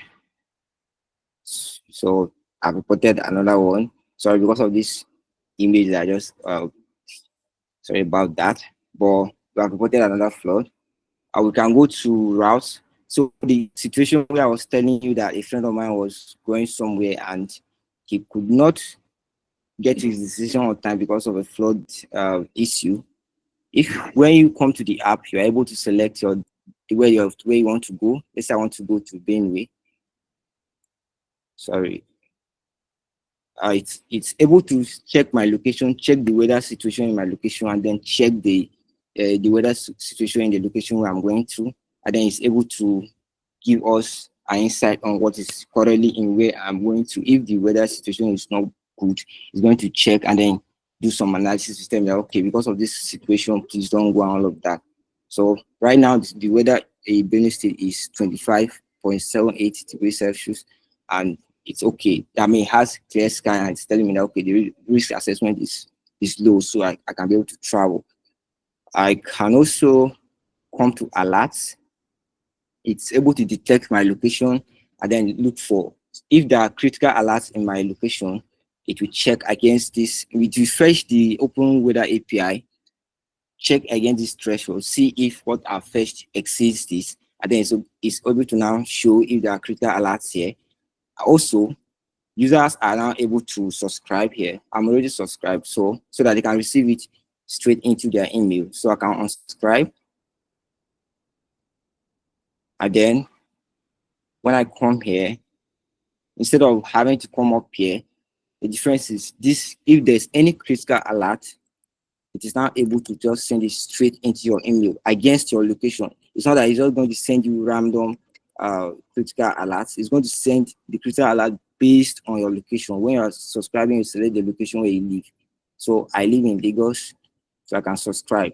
And when I subscribe, it sends me a notification in my email telling me that I've subscribed. I'm waiting for the email. Or like I said, because of the server that I'm using a free hosting plan. So you have 2 minutes left. Okay. Try to be as quick. So I'm waiting for the email that is going to tell me that, okay, I've subscribed. So anytime there is a critical alert in my location, like I said, this is only sending me stuff in my location, except I want to see the in other locations. But right now, this is individualistic. We're trying to not generalize. We're trying to make sure what you see is what you've, should I say, subscribed for. We're not bugging with data that does not really concern you.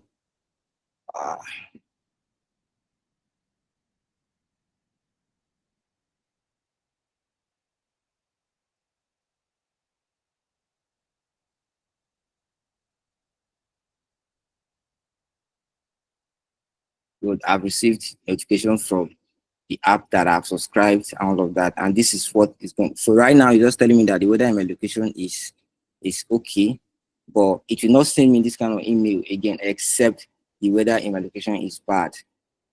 So I will not be receiving emails every day. It's just only going to send emails to me when the weather is not all right.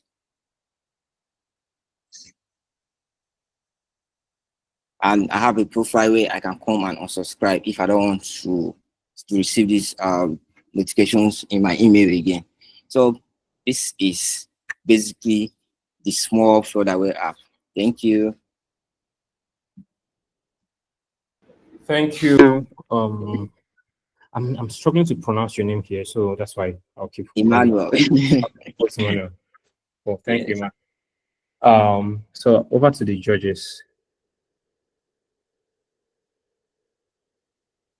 On the man, Belumi, you can go ahead. Okay, let me ship you one of the things. I love your opening story. It's been on the way you give the user story, problem you faced.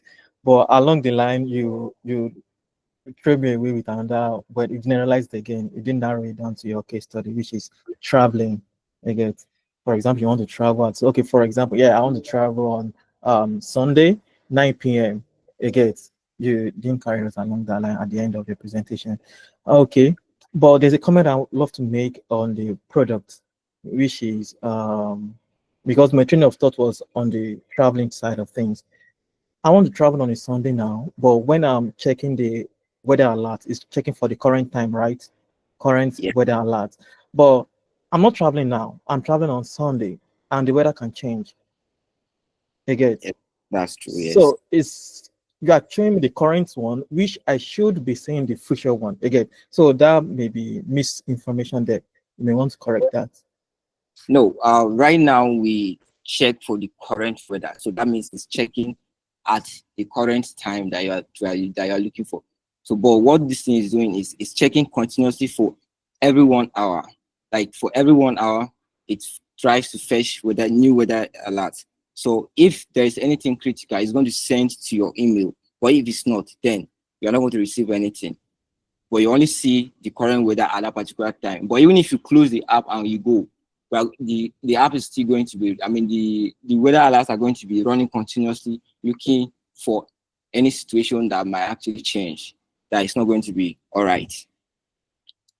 Yeah, but there's a feature that you can add to it, which is a time. You are checking for the current, but I want to check for tomorrow's on or next tomorrow on. So you can put a date and a time on. It's just extra feature to you. You currently have the foundation. It's just to add the extra layer on and just to check the future. And the thing is, I don't think you can check future data. It's weather changes. Weather is something that happens. This is not I mean, weather is something that happens at a particular point in time. So at any point in time, weather can change. So if you say I want to change the weather of tomorrow, it's not reached tomorrow, so you cannot get the weather of tomorrow. Okay, but probably you can leverage on Gemini Flood API. You get? Yes, right now, yes, that is another. I mean, I believe that once we're able to get a highly trained AI model that is going to use historical data to then analyze, looking at patterns. Okay, sure. Now will work. Okay.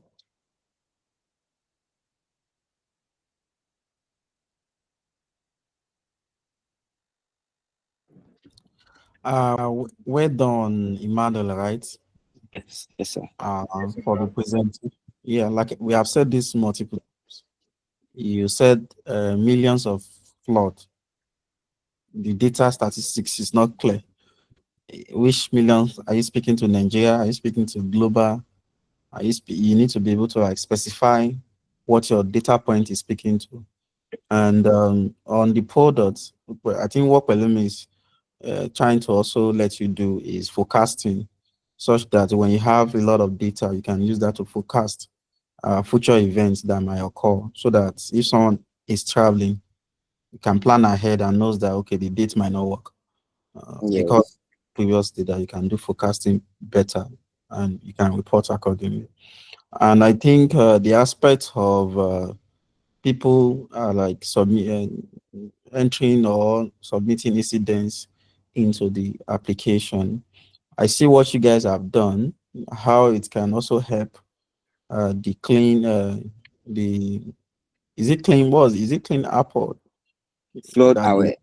No, not the other one we talk about, clean company. I see a relationship there.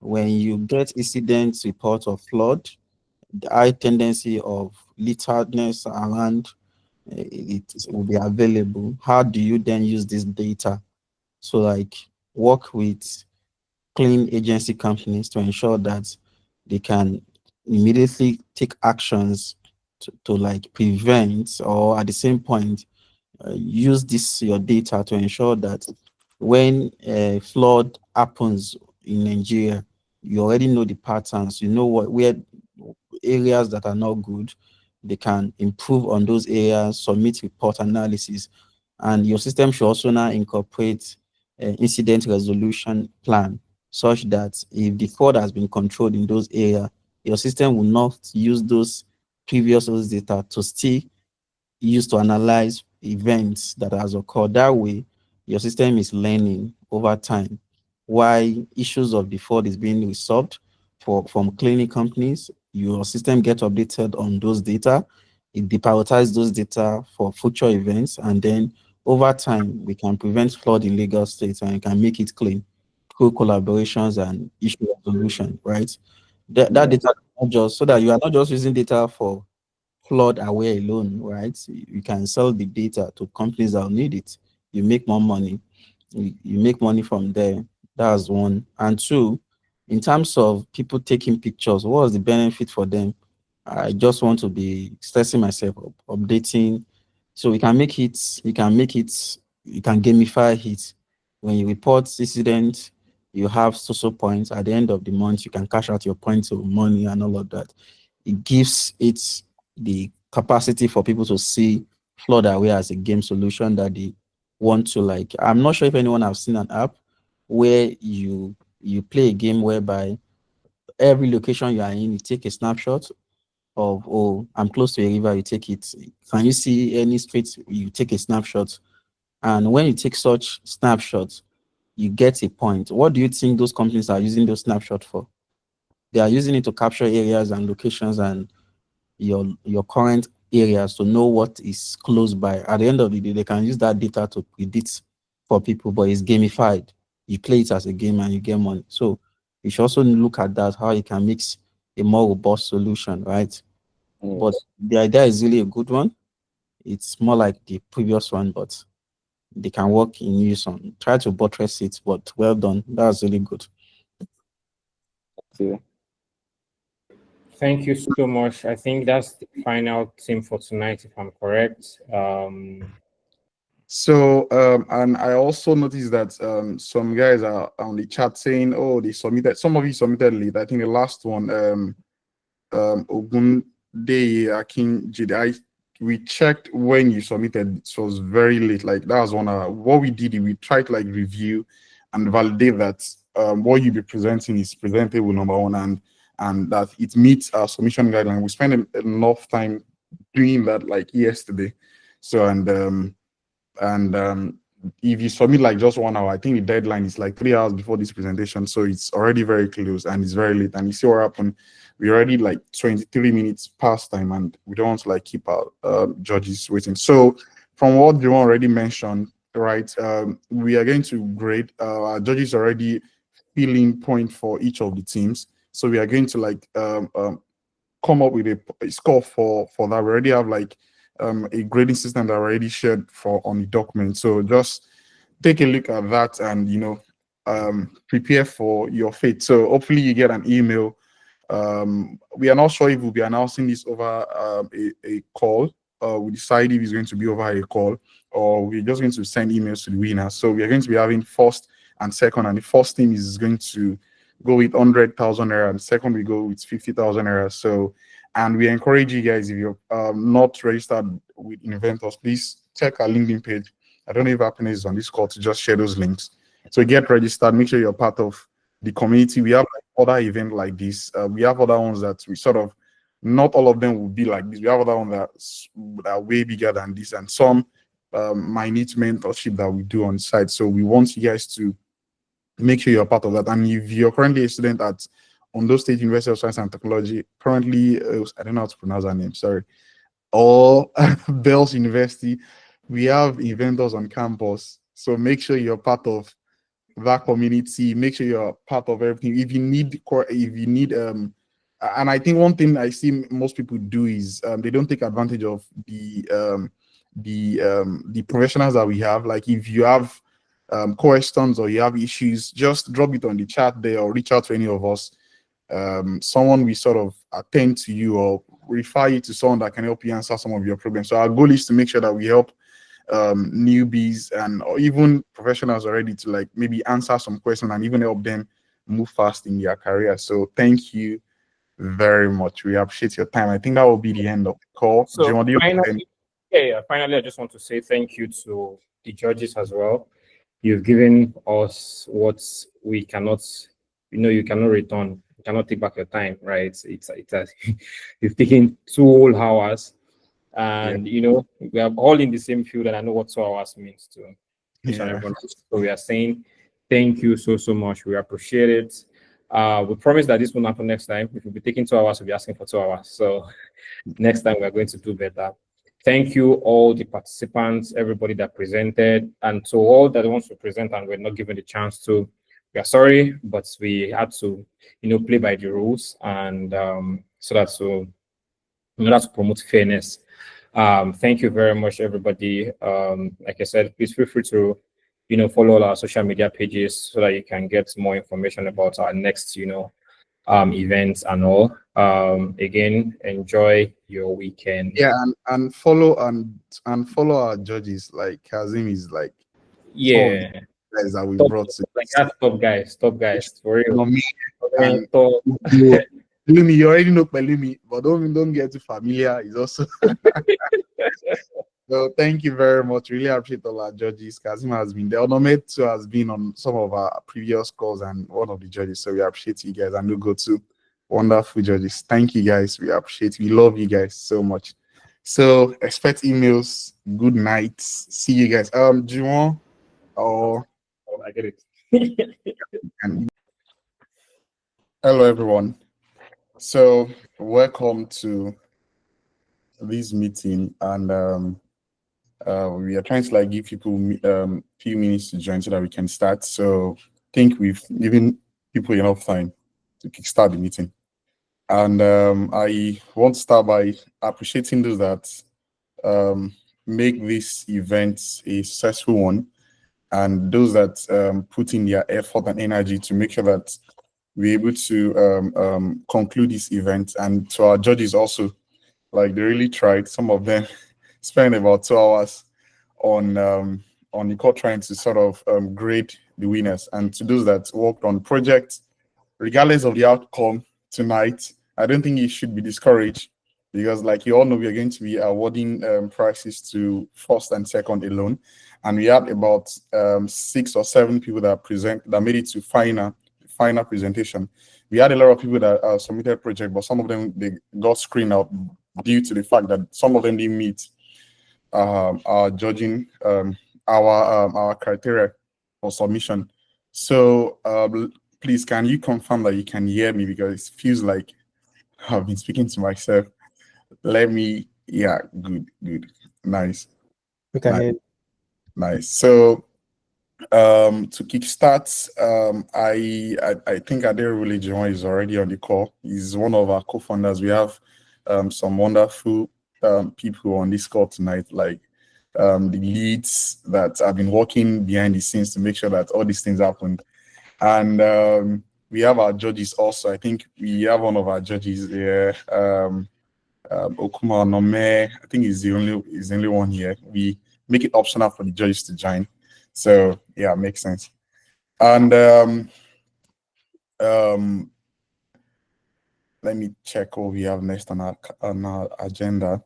So we also want to talk about some before we announce the winners. Like, I want to make sure that people have an idea of what the judging criteria looks like, because it feels like some did not spend time taking a look at what we some of the things we shared. So I'm going to be sharing my screen so that you can see that.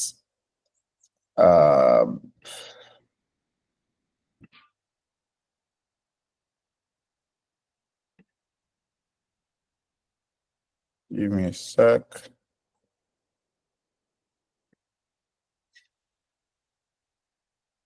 Okay, let me print on this one.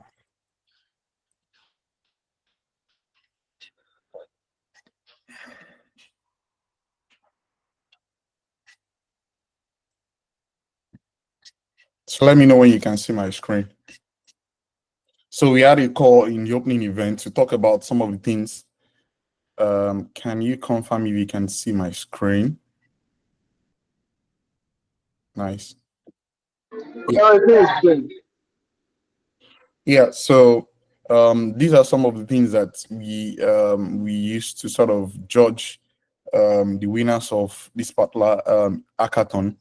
Innovation 35%, functionality 35%, presentation 10%, impact 20%. So, and the crazy thing is that all this, in a way, is going to be expressed like via your presentation. So if what you submitted, like I said, we submitted all the projects to the judges so that they have a look, and even after you presented, so they sort of take a look at your project and have idea of what you're doing. And yeah, there's going to be winners and definitely going to be losers. So so if what you presented was innovative enough, then you know that you get like a good amount of points from that. And if you have like a good amount of the functionality working, then you get some percentage, some point from that. And if you're able to present well, like the reason why we made presentation very low is because we understand that we gave like a very few weeks, like about 2 weeks to 3, ideally is a month, because immediately registered, I think we talked about it, that you can immediately start innovating.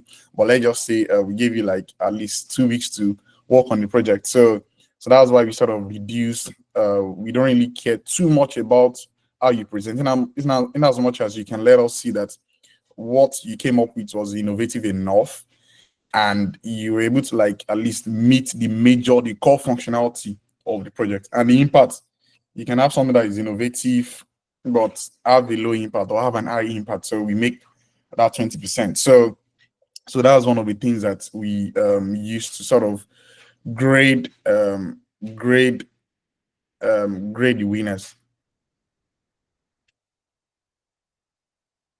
So I will want to call on Pelumi to sort of talk about some of the things he observed, or just drop some few points on things he observed during either during the presentation or even after, or and just share some more insight on things that can actually help. Because one of the major reasons we have this community is to help you grow and help you get to that a good spot in your career like as fast as possible. So we feel it makes sense to give you more feedback on some of the things that we sort of observed, and what you can actually do to improve on those areas, because we having a lot of hackathons. We having Build for SG coming next year, and we expect that you are equipped and prepared for what that event will look like. So yeah, Pelumi, over to you. Okay, thanks so much, Tony K. I think you've done justice to the judging criteria that you explained earlier. So one of the, okay, judging through all the project that was demoed that day, though it has been screened prior before the day, so all of them are brilliant ideas. I don't want to dispute that fact. Everybody came up with a brilliant idea. It's just, there's definitely going to be a winner, and there's going to be people that are going to be top based on the criteria we've posted here. But one thing I noticed is people put a lot of hard work, but they didn't read through the guidelines very well. Yeah. Okay, they didn't read. For example, innovation is 35%. It takes a lot of percentage, let's say over 100. Functionality is 35%. Presentation is 10%. Now imagine people putting energy in presentation. It's good. They're gonna kill it. But if innovation and functionality is lagging, so it's gonna drop the mark. Again, and impact also. So people didn't really go through this judging criteria and to know where they're going to put most of their energy. For me, we have a lot of brilliant ideas, but the energy was put in the wrong direction. Some people innovate a lot of good things, but functionalities were a problem. Functionality is going to drop the mark. Again, why the impact also. So these are one of the things I noticed again. Not only, I'm not limiting this to this hackathon alone. It's cut across our normal daily life, our work, where we work and everything. You can't tell a company that, for example, you are given a feature to build and you have a deadline of a week or 2 weeks.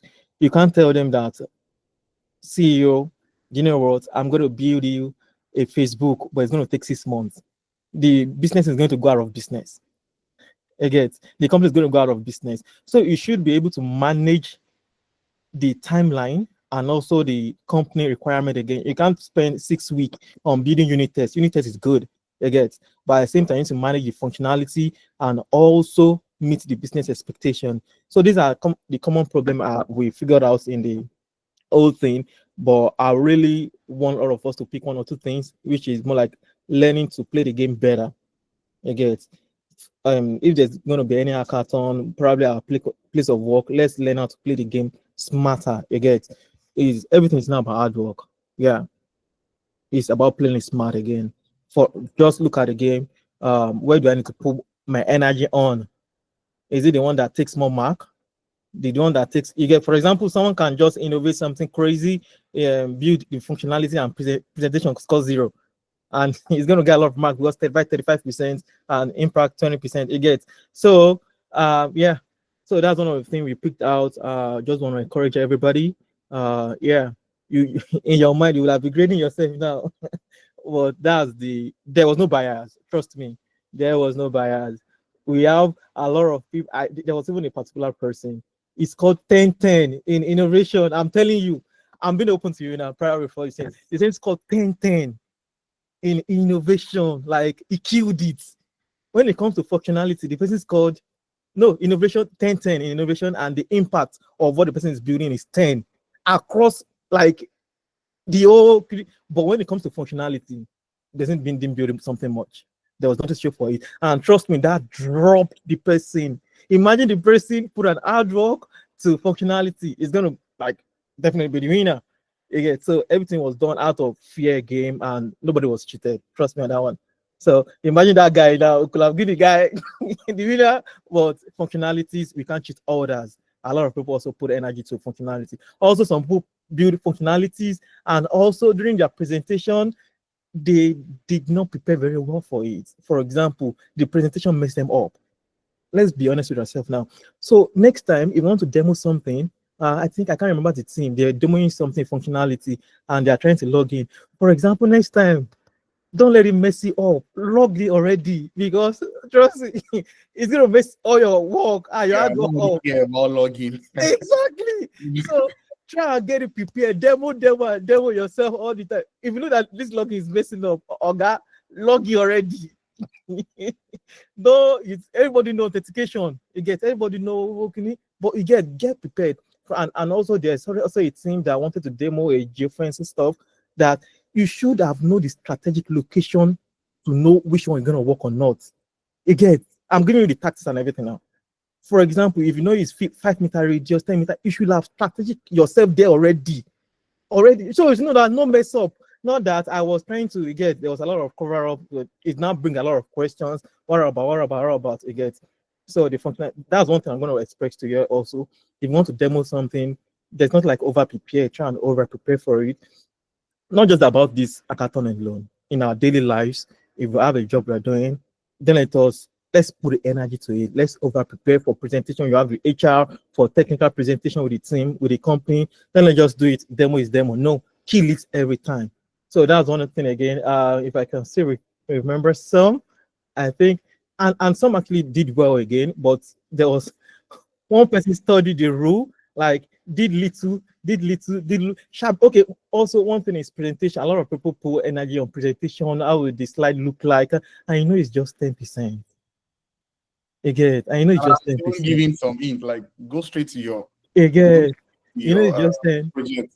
Show us the live demo as soon as you can. Don't waste too much time. Like nobody's saying you should not present, right? But we want it to just be fast. In 2 minutes, you talked about the major things. Then you are showing us, because that's what really can. I think that also speaks to the fact that you mentioned that a lot of people did not really spend time looking at that. They just said hackathon and exams. They want to just jump in and start reading stuff. That make a lot of sense. Yeah. Yes. So, okay, sure. So that's one thing again. I see some people's slide was more than even 5 or 6. Some were even reading it word for word for us. Trust me, you are boring a lot of people out. Reading slide word for word. You need to just summarize it. This is the introduction. And one thing, when you are trying to demo something, the problem statement, your solution, and your architecture, key points. Don't read it out. Just bring out the points. I think someone tried at some point, it gave a story before. You can give a story around it, the problem, how you solved it, summarize if you read it out, you have a time for it, and presentation is, again, 10%. Know how to manage things right. So this just, we are grooming ourselves again. This is the feedback, you need to take it, you need to groom it better, and maybe another one coming, you know how to kill it better again. But trust me, everything was done on fair ground. Yeah, so not to waste much time. That's it. Yeah, so you want to ask, I think we still have one of our judges here, and some of the co-founders also.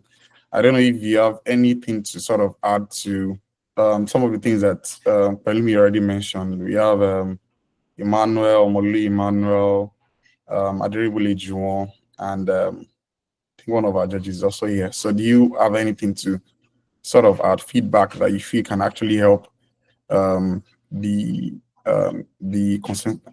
people that worked on project and presented something on at least that day? I have something to add. Good evening, guys. Am I audible enough?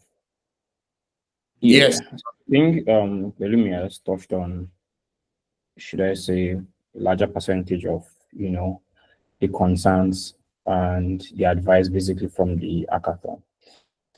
But one thing that I want us to add as well is, it's good to read instructions 100%. If you do, you have increased your chance automatically of winning, right? As long as you do.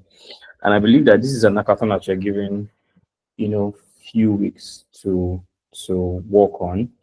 So obviously, we're not expecting a working product like 100%. You don't want a full-fledged product. And I can remember one of the judges was saying that, oh, you did not give us enough statistics to back up your work. That is important too. Also, it's just like you're doing your projects, your final year projects. I mean, for those that have done it, once you've identified a problem, you've proposed a solution, there's an opportunity to discuss future work as well. And I noticed that a lot of people spend more time talking than actually showing, than actually now telling us, okay, this is what we have, this is the problem, this is what we have, this is the future work, and that is it. I mean, you can do that 100% in 5 minutes. You don't have to show us everything in the presentation and reading. It's just like Belumi said. So yeah, that's just it from my end. If you come in for an hackathon like that, 2 weeks, we know you cannot finish everything. So prepare. So just tackle the most important thing. This is the problem. This is the solution. Demo the solution. Discuss the future that you plan to do. Then fire down. That is all. So Name, over to you. Okay, thanks. My own is more like an advice. In this case, I remember telling Tony this during the assessment, and I want to put it here for everybody. This is something that I actually learned late in life. I'm not saying I'm an old man, but I spent a lot of years not learning this lesson, and it kind of affected me. And when everything became clear, I just like, okay, there were certain, it's like a scale fell from my eyes. So basically, the advice is whenever you are attacking a problem, whenever you're attacking a problem and you want to innovate a problem, or you want to innovate, you want to solve a problem, you want to find a way to make it faster and all of that, keep the technology aside. Just put the technology aside first and understand the process. Familiarize yourself with the process. Usually when tech comes in for a lot of things, it's usually to speed up or to make processes faster. So usually there's already a solution. The solution is not tech-based. You already have a process defined. So for example, we can use banks. We have guys who have worked in banks here. The whole idea of a bank has been there for like over 1,000 years. The core idea, having a ledger, having debit and credit, has been there. The only thing that tech did was to make sure that everything is faster, or you can handle scale in this case. So usually when you're attacking a problem or you want to innovate around the problem, you go and understand the process and try and get a solution around the process first. Then you now ask yourself, how can we use technology to either fill in gaps or to make the process faster? I know I'm saying it is easy, but usually it's very, very difficult to think around, especially when you are coming from a tech background. You always want to attack the problem from a tech perspective. Let's see how we can run this thing with Kubernetes or Docker and all of that. Forgetting the fact that the Google that invented Kubernetes, they did it because they don't want to have like 500 or 600,000 people manually starting and stopping machines on their servers. They had a problem managing applications across a fleet of servers, and you cannot do that manually. You have to bring in tech because tech will automate it for you. So yeah, that's just the advice I want to give you guys. You guys are very young, and it's something that you guys can take to heart. If you take it to heart very early, it will take you places, because usually some profitable companies that you know about, I know of a shopping company here that does billions in revenue, and trust me, if you look at their payment terminal, it's shit.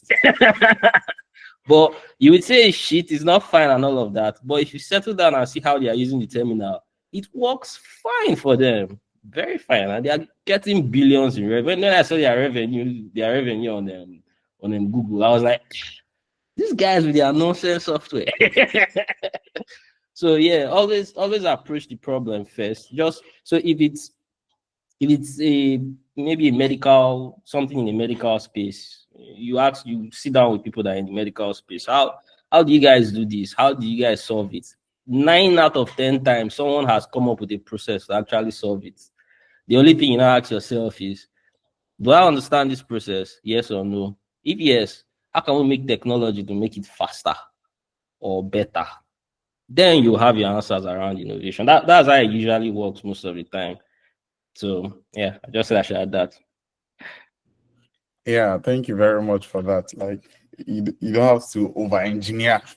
I mean, you don't have to just over engineer like a lot of things. Like, just it's not needed in most cases. Just especially in this scenario where you have like very little time to just work on stuff, and like Anome said, like think about the problem first, then see how you can use technology to just make it faster. So yeah, so I think we are going to the more interesting part, and that's announcing the winners of the hackathon. So Aderi Bulej, I want you to start from. We had 16 presented that day, and I think we start from announcing from fourth. What do you think? So we are looking to be awarding prize to, or what do you think? I need to pull it on my screen. So I don't have it on my screen yet, sorry. Okay. So I can give you like with that. 10 seconds. I am not the machine that built. I'm still human. I'm still slow. It's okay. 10 seconds is still cool. Oh.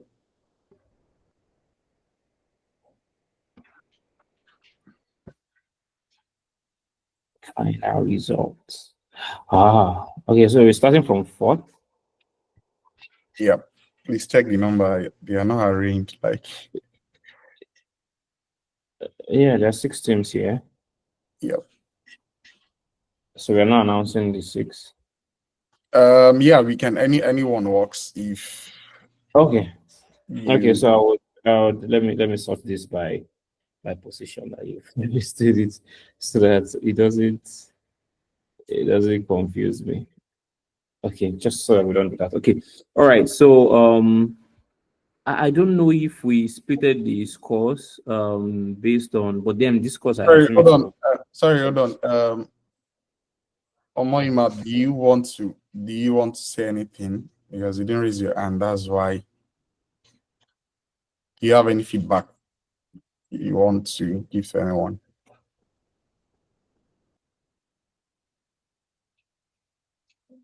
Okay, I think you can continue then. All right, thank you. So yeah, this call was graded over 100. If you would need details of, I don't know if you're going to send an email concerning this to, like, give you the breakdown of the final results, but yeah, I'm just going to be announcing the score over 100, and we have 6 teams altogether, and I'll be talking about the team that came 6th first. So with 58 points, that's the total score from judges after we did the cumulative with the things with the judging criteria basically. Team Nova Quests came 6th with 58 points. Thank you. What's you again, Tony? Okay, I think I want you to just continue to announce, like, when you get to third. Okay. You can let us know. So at least when you get to fourth. All right. So I'm going to fix 5th position here, right? So with 68.25 over 100. So this is just for you to know that we did the cumulative and we're dividing and multiplying. So basically, you get the decimal points in front. So it's 68.25 points. Resumatch AI came 5th position. Came 5th basically. So Resumatch, that's your score, 68.25. So 4th position, this person got A1 because 75% is A1 in most universities, So this person got 75. This team, I'm not sure if it's a person or a team. Sorry, that was a mistake. I knew I was going to do this. So yeah, the team that came fourth actually had 74.75%, not 75. Crazy. 74.75, 74 point. And that's team room 13A. I think that's this guy's team, Electron's team. But yeah, good score. Actually, but you know, it's based on ranks. So in other hackathons where everybody does poorly, you're going to come first. So yeah, still a good job. 74.75 is like on the high side. So you know, we should celebrate that. So yeah, I think that's all from me. So the top three will be announced by another judge. Thank you. Yeah, so now we have three teams left: Flood Aware, Team LIC, and Clary PDF. So just three. Trying to put some suspense here. So I want Pelumi to announce the third. I want to do is cut now, yeah. Voila. Oh my God, see. And before Pelumi announce the first will be going with 100,000 naira. I almost said 1 million naira. God, thank God. It's 100,000 naira. And second will be going home with 50,000 naira. So that makes sense. So yeah, so while Pelumi is getting prepared for that, I want you guys to just imagine what you can use that amount to do. So yeah, Pelumi, are you ready? Will I say? Let me put a lot of food on prayer. Okay. What do you think can be the next? And look for a cook. Have Clarify PDFs, in LIC, then further. Who is Let's top? take LIC to be told. Oh, LIC. Because now once you announce the third, then the first and second, they already know that, oh, I'm either first or second. That's true. Announce Sorry, wait, silent. Sorry. Okay, the third is Clarify PDF. We didn't hear what you said. PDF, not Clarify PDF. Okay, sorry. Clarify PDF. With 75 points, you have to announce the points too. Yeah. So sorry, why did I keep calling Clarify? Clary PDF came third with 75 points. So you see the difference in point, like third and fourth. Third fourth had 74.75. That's team RI3A. Then Clary PDF had 75 points. So yeah. So now we are down to first or second, right? First and second, right? And you know that we have like two teams left, Flood Aware and Team LIC. So before we announce the winner, do we have like Team LIC and the Flood Aware team here? Do we have them on the? Please, if you are here, Flood Aware, raise your hand. Team LIC, raise your hand. Okay, nice. So we are going to be sharing the recording of that video on our YouTube channel. So for those that missed that meeting, you can sort of just take a look at what got presented, and you have an idea of some of the things that got presented that day by the guys. So I'm going to be announcing the winners. So should I announce the winner, or do you want us to still spend some time on the call before announcing the winners? So who do you think will win? Belumi, you already know the winner, so don't let me call Belumi. Stefano, who do you think we win? We win between Clary PDF and Team LIC. Tony, do you want to announce the point before announcing the teams, if possible? So The they know point. yeah, you can tell them the points that the first Okay, position is yeah, I think that will make sense so that you have an idea. So first, and the crazy thing about the first and second is that the point is very close. So first had 80.0625 and second team had 79.25. So very close, very close. And third, I think third is 75. So the point is very close. And like we said, we did all the math and combination and everything, then did the division and got to that point, like very close. And I was actually surprised by the point that we got. So now I'm going to announce the winners.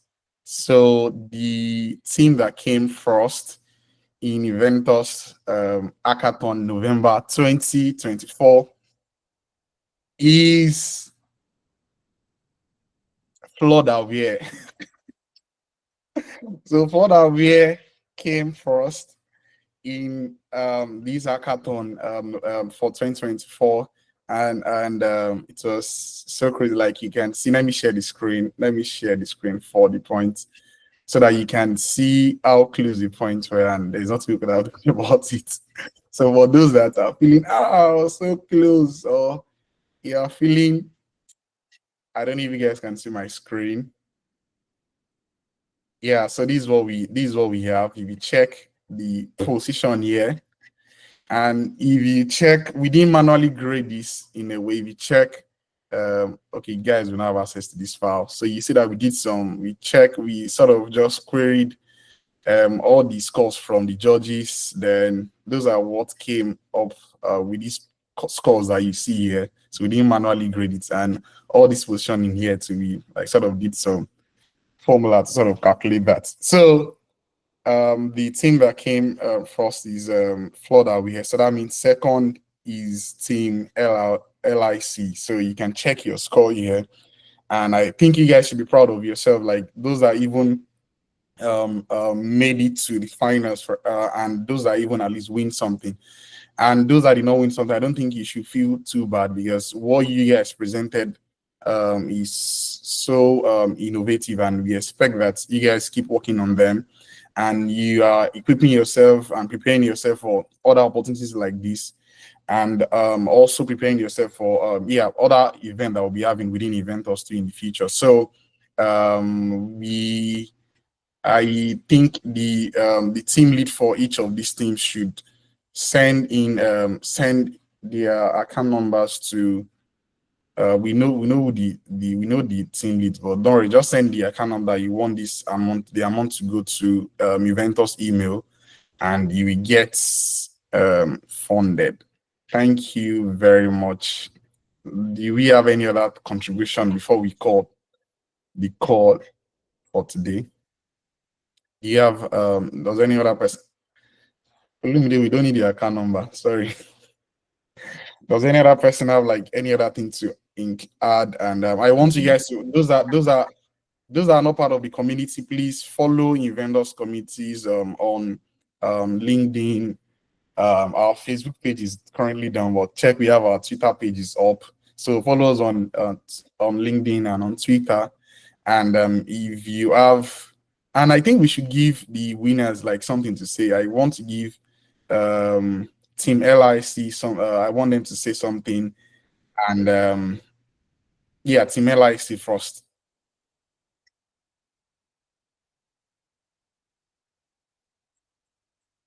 Who is going to say anything for Team LIC? Yeah, good evening. Good evening. Inventors, can you hear me? Yeah. Yes. So Yeah.